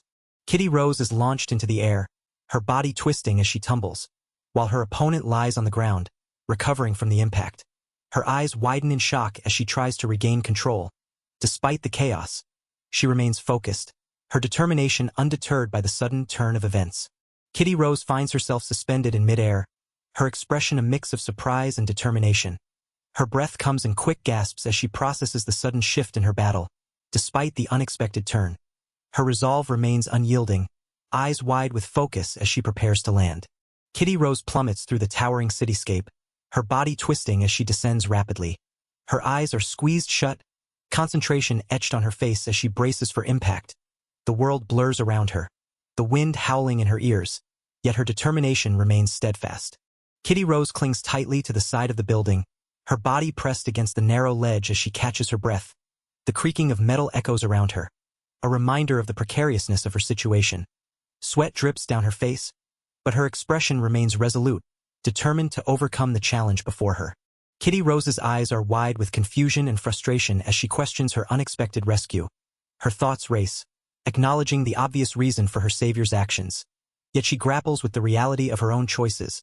As she peers down at the dizzying height, a mix of fear and determination fills her, wondering how she ended up in this precarious situation. Kitty Rose's footsteps forward with hesitant resolve, her mind swirling with doubts and questions about her heroic aspirations. Her determination is challenged as she confronts the reality of her situation. Acknowledging her own inexperience, despite the turmoil, she empathizes with those she wishes to protect, understanding the complexities of interfering in their lives. Tears well up in Kitty Rose's eyes as she questions her motivations, realizing her actions might be driven by self-satisfaction. She grapples with her readiness for the challenges ahead, feeling unprepared and uncertain. Despite her doubts, a deep desire to help others and bring happiness remains strong in her heart. Kitty Rose takes a deep breath, her resolve solidifying as she acknowledges the path ahead. Her eyes, filled with determination, scan the cityscape below, contemplating the steps she must take. With a quiet whisper of commitment, she decides to move forward, trusting in the support beneath her and the hope she carries within. Kitty Rose stands face to face with her friend, sincerity in her eyes as she apologizes, expressing her deep desire for their happiness. Her voice steady, she promises to ensure their safety, her determination shining through. The moment is charged with emotion, underscoring her unwavering commitment to those she cares about. The tension escalates as Kitty Rose, her eyes wide with intensity, confronts her friend with a fierce determination. Her voice is sharp, rejecting the idea of giving up and insisting on action. The air is thick with emotion as she demands focus and commitment, her frustration palpable. Kitty Rose's voice trembles with emotion as she insists that saving her friend doesn't equate to being their savior. Her expression is a mix of frustration and determination, emphasizing her commitment to action over inaction. Despite acknowledging her own motives, she passionately argues for doing something rather than nothing. In a breathtaking moment, a figure in a flowing dress hovers gracefully in midair, her expression one of admiration as she commends the resolve shown. Nearby, a companion, poised with energy, acknowledges the sentiment with a simple yet affirming, "Well said." The scene captures a shared understanding and mutual respect between them. A regal figure appears, apologizing for her delayed arrival with concern etched on her face. The companions, surprised and bewildered, find themselves gently floating in midair, questioning the strange phenomenon. As they are softly placed on the rooftop, the princess's presence brings a sense of relief and awe. The regal figure, with a confident smile, acknowledges the protagonist's earlier words, noting their alignment with the mayor's philosophy. A companion expresses surprise at the unexpected leap, while another looks on, concerned for their well-being. The princess approaches with genuine care, ensuring everyone is unharmed, her presence both reassuring and authoritative. The princess gazes intently at the protagonist, her expression shifting from surprise to recognition. She inquires if the protagonist is Genichan. Recalling details from documents she has read, the mention of Grassland House sparks curiosity and a hint of unease among the companions. The princess, with a solemn expression, addresses the protagonist, revealing that the institution has been shut down. She apologizes on behalf of everyone, acknowledging the oversight of the heroes who failed to notice the events within. The protagonist, visibly shocked, questions why no one noticed, while another companion quietly agrees, sharing the disbelief. The protagonist's eyes widen with a mix of frustration and disbelief as she questions why the signs were missed. Her emotions overflow, declaring she doesn't need anyone, clinging to the belief that Yak will be there for her. Her voice echoes over the cityscape, filled with desperation and resolve.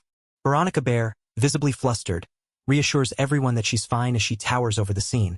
Her companions express concern, prompting her to explain that she instinctively used her power to contain a potential threat. As the situation calms, she agrees to return to her normal size, apologizing for any inconvenience. As the protagonist reflects on the situation, her eyes widen at the sight of children carrying weaponry.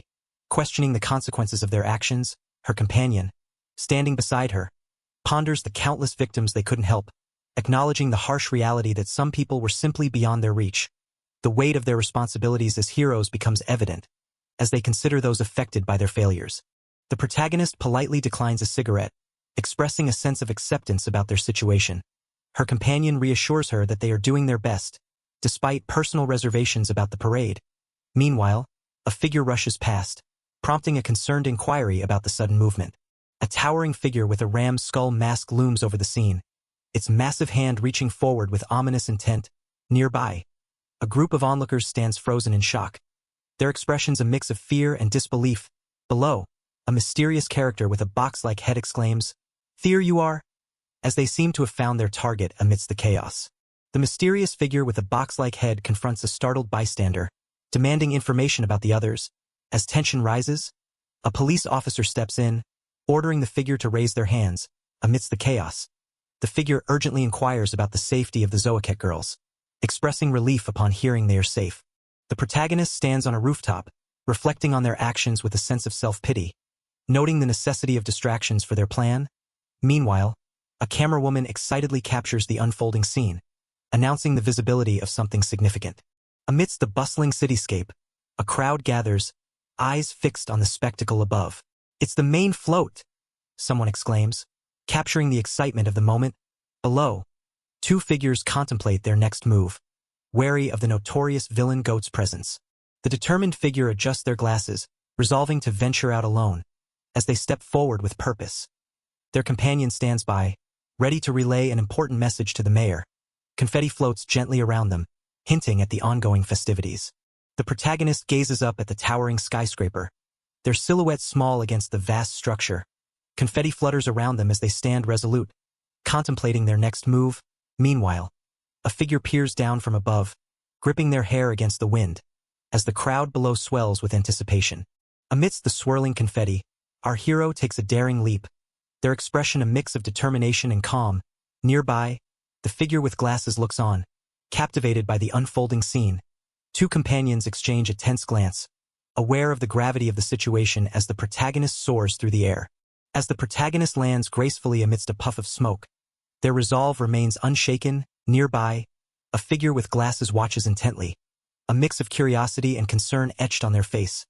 The air is charged with anticipation, each moment heavy with unspoken possibilities.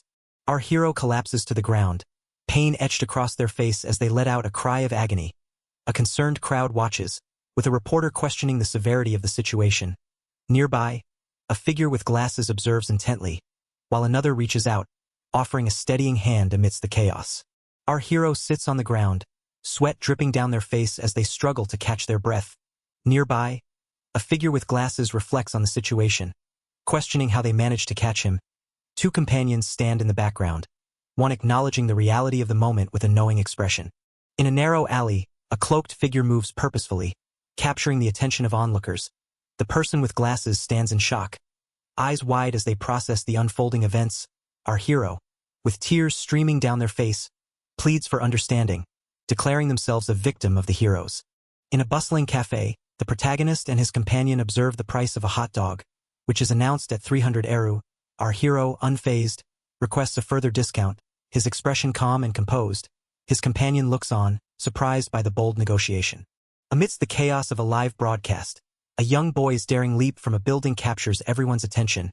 Despite the smoke and injuries, his leg appears to have healed rapidly, hinting at a mysterious power.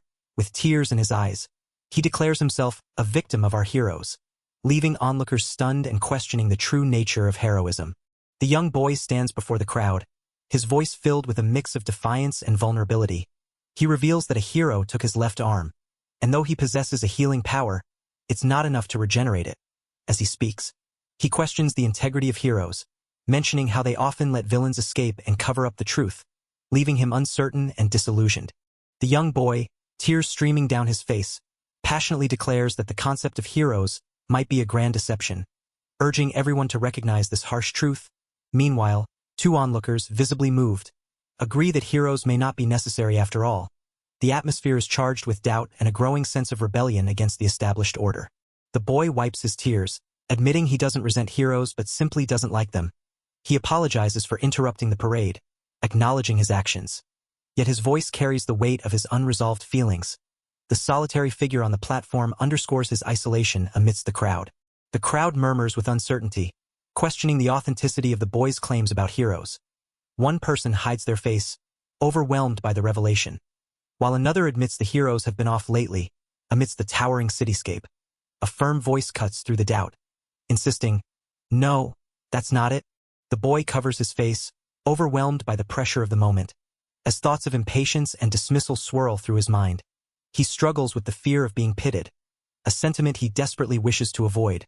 Reflecting on his past, he admits to a lack of memory before the age of 4, suggesting a life seemingly devoid of significant problems.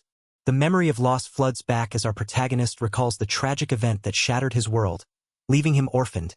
In the hospital, he finds solace in the comforting embrace of a caregiver, realizing that being comforted became his sole purpose. This moment of vulnerability reveals how the meteorite, though devastating, granted him two mysterious abilities, fulfilling his deepest desire. The protagonist reflects on the dual nature of his abilities, self-healing and self-harm. As he navigates life in an orphanage, seeking concern from others, he often resorted to self-harm, leading to misunderstandings about his situation. Despite his powers, he realizes their limitations and finds himself trapped in a cycle of self-pity. Our protagonist reflects on the attention he craves, finding purpose in the pity-filled eyes of those around him. Observers whisper, questioning why someone with such potential would seek sympathy. In the midst of their concern, he finds a fleeting sense of fulfillment, living for that moment of acknowledgement. Tears stream down his face as he covers his eyes, overwhelmed by the weight of his emotions. His heart aches with the desire for connection. Yet the cycle of self-inflicted pain continues to bind him. Below, his foot steps forward, symbolizing a hesitant move towards an uncertain future. In the bustling setting of the inaugural parade, our protagonist stands isolated, head bowed in contemplation. Observers, filled with disbelief and concern, discuss the sorrow they perceive in his eyes. A kind man approaches, offering a heartfelt apology, sensing the deep pity he feels for the troubled hero. Chaos erupts as armed figures suddenly appear, holding hostages at gunpoint, their presence sending shockwaves through the crowd. The protagonist and his companion stand frozen, eyes wide with shock and fear. As the situation spirals out of control, around them, the crowd gasps in terror, the air thick with tension and uncertainty. Our protagonist raises a hand defensively, eyes wide with determination as he faces the suited man standing before him. Nearby, a figure cloaked in smoke observes with an unreadable expression, while two onlookers express frustration. Sensing a missed opportunity to eliminate a threat, the tension in the air is palpable, as each character weighs their next move in the unfolding chaos. The armed figures reveal themselves as the anti-hero organization Grail, declaring their intent to eliminate heroes and their leader. Amidst the chaos, a young woman reacts with shock, pastry in hand, as the crowd erupts in panic. Nearby, onlookers express disbelief and frustration at the sudden turn of events, questioning the origins of this unexpected threat. Amidst the chaos, a cloaked figure questions the identity of the newcomers, while onlookers express disbelief and confusion. A young woman, eyes wide with shock, wonders aloud what is unfolding before her. Meanwhile, two individuals, Macabe Hugo and Jakuzur Kiichi, are introduced, each bearing the scars of loss from a devastating meteorite, their expressions hardened by past tragedies. The masked figures condemn the arrogance of those who call themselves saviors, attributing their existence to a sinister meteorite that grants power at a terrible cost. A bespectacled man, identified as Karasuma Johannes, is singled out as the most malicious of all. Meanwhile, Macabe Hugo, with a determined expression, commands the release of a barrier, causing a figure to begin dissipating with a resigned exclamation. A masked figure holds a young woman tightly, a gun pressed against her side, while gunfire erupts around them. Nearby, a figure begins to dissolve into light, their form fading as they reach out in desperation. Observing the scene, another individual raises a hand, eyes wide with shock and determination. Amidst the chaos, a young man braces himself, his hand pressed against an unseen force as he winces in pain.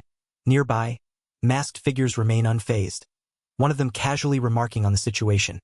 A determined voice commands Dominion to release the barrier, while another figure questions the cost of civilian harm, adding tension to the unfolding drama.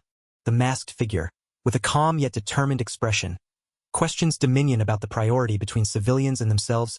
Meanwhile, a suited man confidently approaches a group of armed individuals, his demeanor unshaken. As the tension mounts, a voice echoes the desperate question, "What do I do?" A tense standoff unfolds as a masked figure holds a gun to the head of a terrified young woman. Her wide eyes and trembling voice betray her desperation as she pleads for her life. Thoughts race through her mind, fearing the grim possibility of being killed alongside the mayor, with a haunting realization that no one will pity her fate.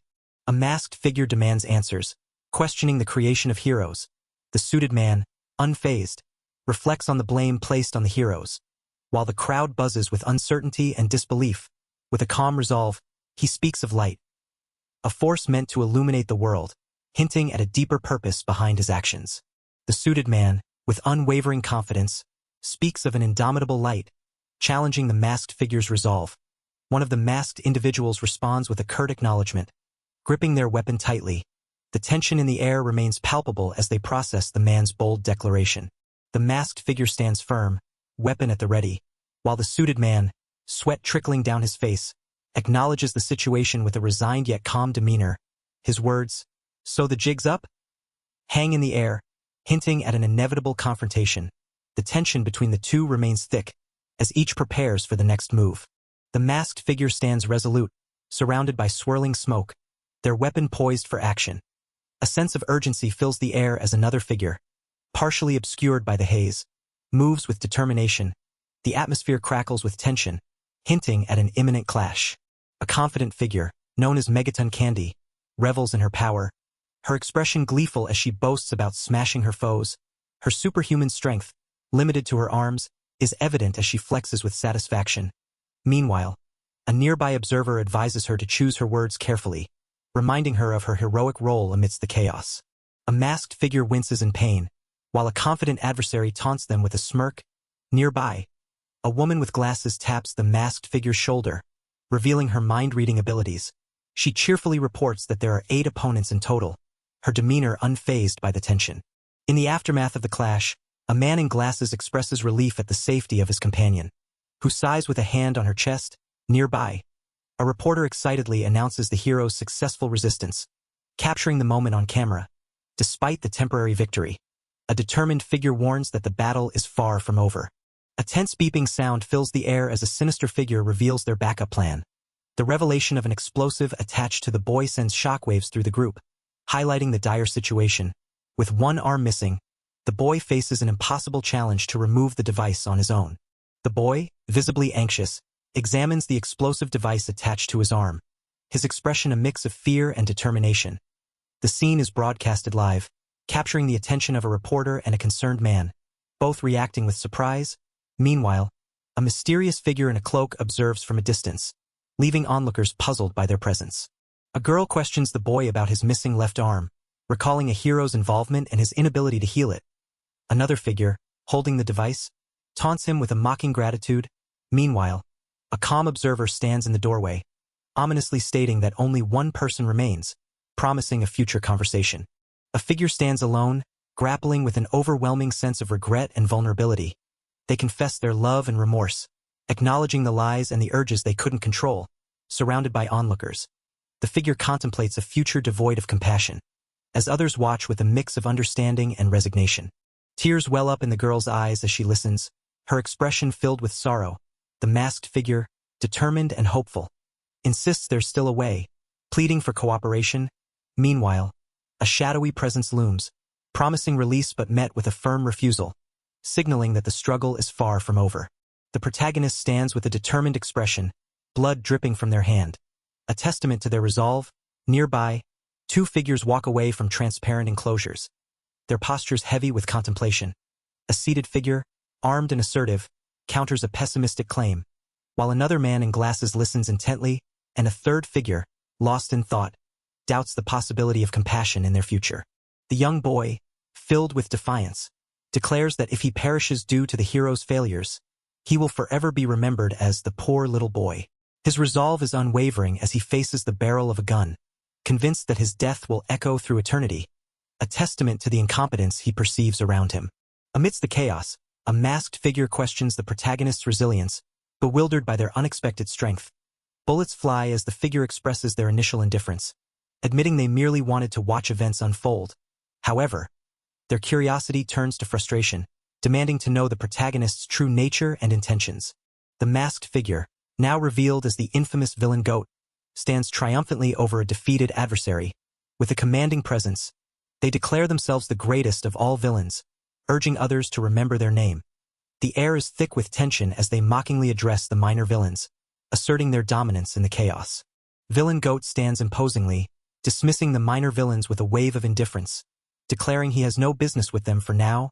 Meanwhile, a powerful force grabs hold of a young girl, pulling her swiftly through the air. The cityscape looms in the background, a silent witness to the unfolding drama. The young girl, her face flushed with anger and determination, demands to know why the mysterious figure is interfering. Her voice trembles with frustration as she accuses them of being a damned assailant. Meanwhile, the masked figure responds with a provocative challenge, insisting they better have a good excuse for their actions. Eda sits on the sidelines during P.E. class, looking contemplative. A mysterious figure warns him about his behavior, suggesting that his constant staring at the girls could give the wrong impression. Eda, visibly flustered, insists he doesn't care about such trivial matters, questioning the source of these rumors. Eda reflects on his complicated feelings, acknowledging his disdain for the mysterious figure's methods and mindset. Despite this, he recognizes the pain behind the figure's actions and attempts to find some common ground. Determined, Eda strives to understand, even if only a little. The mysterious figure looms over Eda, their voice filled with anger and urgency. Eda is taken aback, eyes wide, as the figure demands an explanation for his actions. The tension in the air is palpable, as Eda's mind races for a response. Chaos erupts as masked figures, filled with determination, vow revenge, refusing to retreat. Amidst the confusion, a powerful figure charges forward, scattering those in his path. The air is thick with tension and urgency, as the scene unfolds with explosive energy. The masked figure's voice booms with authority, commanding Eda to halt all actions. Frustration boils over as another figure, shrouded in mystery, expresses their anger at being left in the dark. Tension escalates as accusations of deceit fly, leaving Eda reeling from the intensity of the confrontation. The imposing figure demands answers from Eda, questioning the truth about his injury. Eda, overwhelmed and cornered, admits to enjoying the pity of others, revealing it as his only solace. The tension is palpable as he insists he never intended to deceive, his vulnerability laid bare. The mysterious figure is taken aback, confusion etched on their face. Eda, overwhelmed by the situation, stammers in disbelief, questioning the motives behind the revelation. Frustration peaks as Eda struggles to contain his emotions, lashing out in a mix of anger and desperation. A figure, wearing a horned mask, urgently calls out Eda's name. In a sudden, intense moment, Eda is slammed to the ground by a determined individual demanding answers. The tension escalates as the aggressor accuses Eda of hiding something, suggesting the truth might lie in his left hand. Eda lies on the ground, his expression a mix of defiance and vulnerability. The accuser's words cut deep, labeling him as pitiable and hiding something. Eda's eyes flare with a desperate determination, unable to bear the thought of someone more pitiable than himself. Eda, with a mix of defiance and desperation, challenges the notion of his own pity, urging others to reveal their truths. Meanwhile, a fierce confrontation unfolds as a masked figure crushes something in their grip, vehemently denying accusations.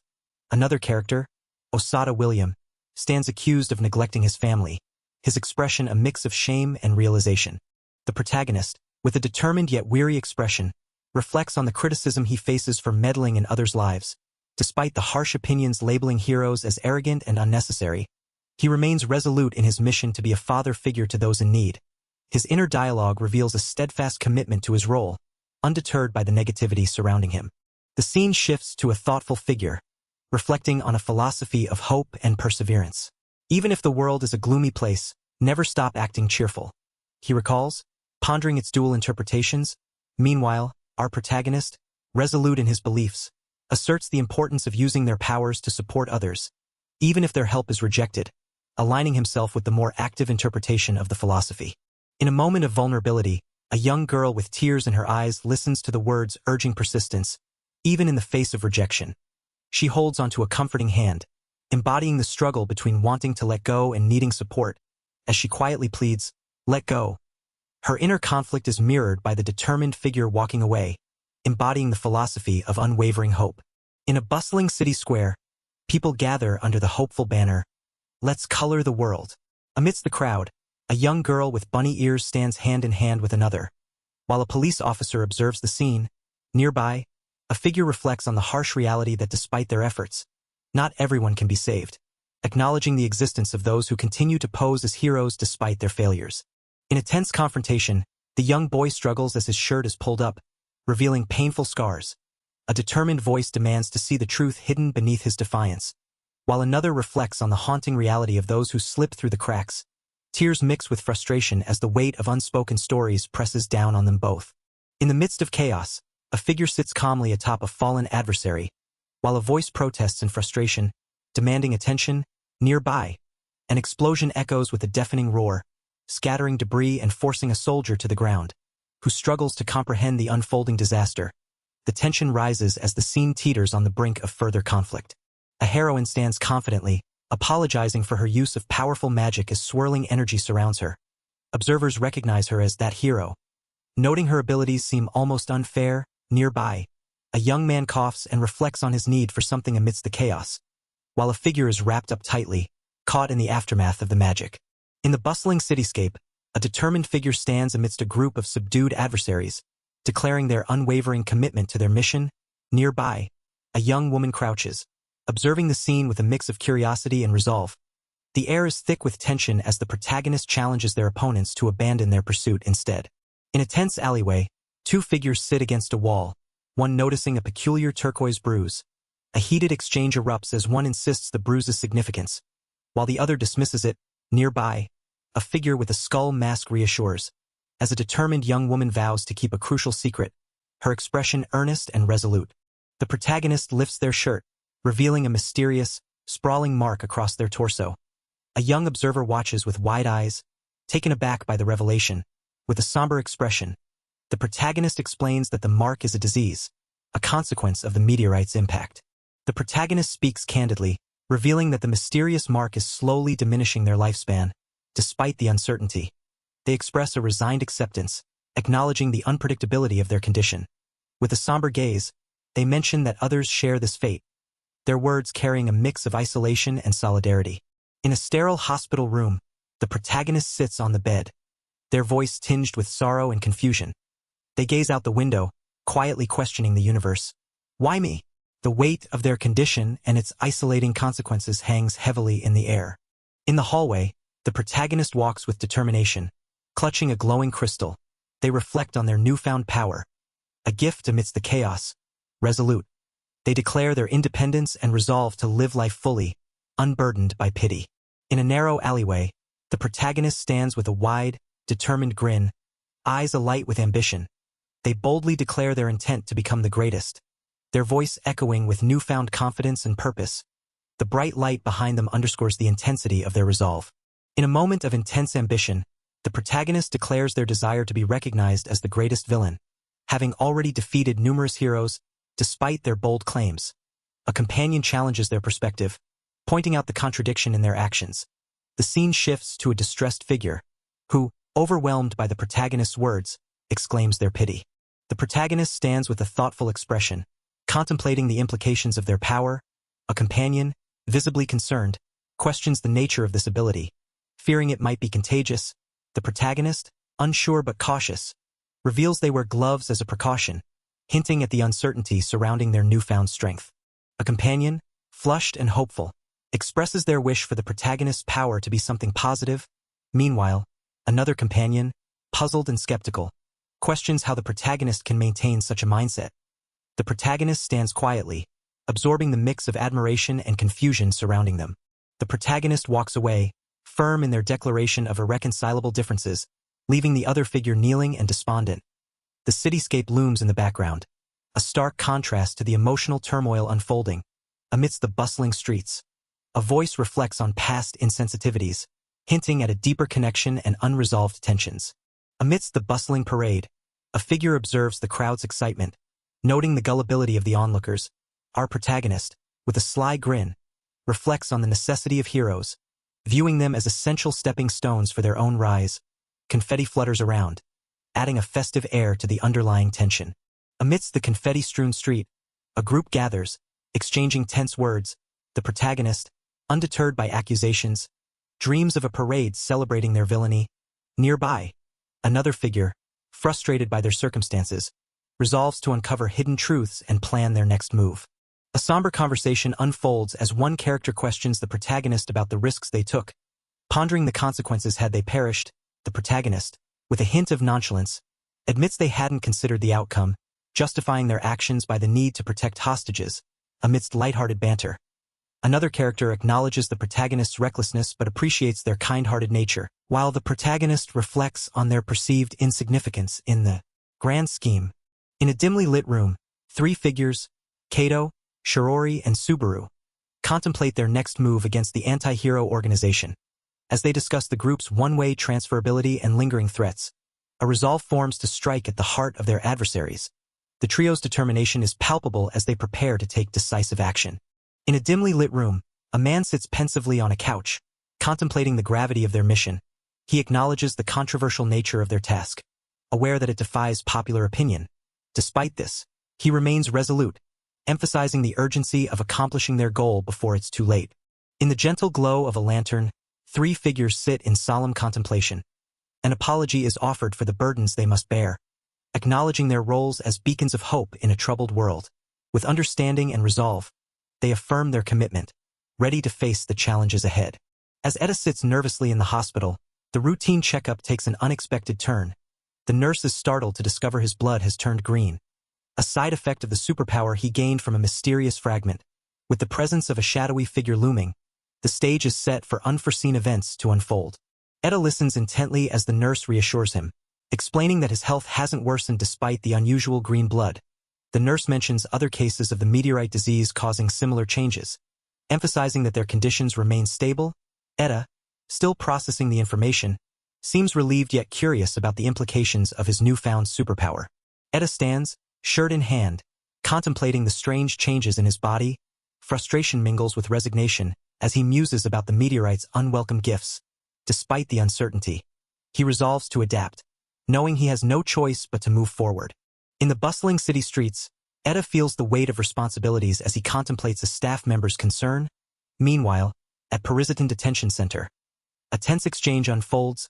A woman, frustrated by her inability to provoke a reaction, questions a weary man who sits in silent resentment. In a stark room, a figure in an NCPD jacket addresses a row of seated individuals, acknowledging the ease with which their countermeasures were executed now that their secret is out. The discussion turns to the delicate balance heroes must maintain between public image and secrecy. Meanwhile, skepticism arises about the anti-hero organization's true nature, as one man questions their lack of visible superpowers. A woman in a stitched bodysuit enters the room, her presence acknowledged by a man who apologizes for the risky task ahead. Despite the danger, she confidently confirms her readiness. The conversation shifts to her unique abilities, revealing her as Fix Girl, the immortal hero, known for her remarkable regenerative powers, though lacking combat skills. A man smirks, dismissing the assignment of Fix Girl as a joke, while another explains her placement in the Bullhead branch due to its low crime rate after a meteorite's devastation. Despite the area's desolation, it's highlighted as a breeding ground for criminals, requiring only the most capable heroes. Meanwhile, two seated individuals react with confusion to a grim warning about unimaginable gruesome deaths. Fix Girl, with an enthusiastic grin, tries to reassure the uneasy group. She explains the thrilling nature of her abilities, describing her unique experience of dying yet not dying. Despite acknowledging the fear it might evoke, she insists they'll quickly become addicted to the excitement. Two individuals walk together, questioning the responsibilities of heroes and the importance of maintaining a public image. Meanwhile, in a different setting, a girl approaches another with hesitation, mentioning rumors about her recent move. The girl being approached responds with a direct question, her expression unreadable. The girl with the backpack explains her visit, mentioning she was nearby for business and wanted to say hello. Her companion, with a hint of concern, asks if she got any scars, but she reassures her that she's fine. As they stand in the garden, the girl hesitantly inquires about Yak's whereabouts. In the shade of the trees, a young girl reflects on the uncertainty of their whereabouts. Each having gone to different places, her companion, with a somber expression, decides it's best to forget about the one who deceived her. Despite the kindness he once showed, as they walk together, she questions why she's revealing so much, while the other girl, taken aback, asks if the new place is treating her well. The girl, with a hint of vulnerability, admits she's not particularly happy in her current situation. She offers a tentative invitation, suggesting the other can visit again if she feels like it. Surprised by this gesture, the other girl hesitantly asks if this means they're friends, only to be met with a playful caution not to get ahead of herself. In a stark, padded room, a young man sits alone, his expression tense and reflective. A guard enters, signaling silence with a finger to his lips. As the young man dismissively tells him to leave, the guard exits, closing the door with a decisive shut, leaving the young man to his thoughts. A guard, with a determined look, reveals his identity to the young man, who reacts with surprise and relief. The guard assures him of a plan to escape, promising to get everyone out one by one. As they discuss their next steps, the young man expresses confusion about the escape route, while the guard suggests returning to their hideout and planning a journey to Ballston. The young man feels a sudden prick on his neck as the guard injects him with a syringe, leaving him bewildered and whispering, "Wah?" His body collapses to the floor, the guard standing over him with a determined expression. Meanwhile, outside, someone scribbles frantically in a notebook, struggling to recall the name Ballston, as they curse their forgetfulness. As the figure contemplates the foreign name, Ballston, frustration bubbles over the difficulty of recalling it. Despite the challenge, they dismiss the concern with a shrug, deciding to delegate the task to Subaru and Shirori. With a confident smile, they declare the mission accomplished, clutching their notebook with satisfaction. In the bustling gym, a group of students discusses the recent chaos, puzzled by the mysterious figure involved. One girl expresses concern for Dom's arm, while another recounts the intense heat from her serpent. Meanwhile, the protagonist sits alone, deep in thought, feeling overshadowed by the heroes who took the spotlight, questioning their own role in the events. In the gym, Yadaka sits pensively on the bleachers, while Karasuma approaches with a casual question about Yadaka's habit of talking to himself. Yadaka dismisses Karasuma with a hint of annoyance, telling him to return to class. As they sit together, Karasuma reveals his overprotective father's concerns about him getting hurt, explaining why he often avoids physical activities. Karasuma and Yadaka walk together, discussing the recent events. Yadaka expresses gratitude, acknowledging Karasuma's indirect role in rescuing his father. Karasuma, flustered, downplays his involvement, while Yadaka insists on the importance of teamwork and the hero's efforts. Yadaka sits contemplatively, recalling recent events involving a mysterious dissolving figure and a parade. Karasuma, puzzled, questions Yudaka's self-proclaimed villainous ambitions. Yudaka, with a distant gaze, reflects on the allure of being the greatest villain, as a shadowy figure looms in his thoughts. Karasuma and Yudaka sit on the bleachers, engaged in a playful argument about villainy. Yudaka, with a defiant look, insists that hero fanboys can't grasp his greatness. Meanwhile, a girl holding a basketball confidently asserts that others do understand, mentioning Mizuki as an example. Yudaka, determined, embarks on a street survey, his mind set on uncovering information about the mysterious invisible figure and the fragments. As he walks past an ice cream stand, he contemplates the various tasks ahead, including facing another hero amidst the bustling city. He acknowledges the need to periodically check in on certain matters, hinting at a deeper, ongoing mission. Yudaka, with a determined expression, declares his ambition to be recognized as the greatest villain, free from misconceptions of being a dark hero or murderer. He explains his plan to conduct a street survey to address the frustrating opinions circulating online, despite a suggestion to simply search for himself on the internet. Yudaka insists on his direct approach, committed to shaping his own narrative. Yudaka makes a dramatic entrance, striding confidently through the bustling street, capturing the attention of onlookers.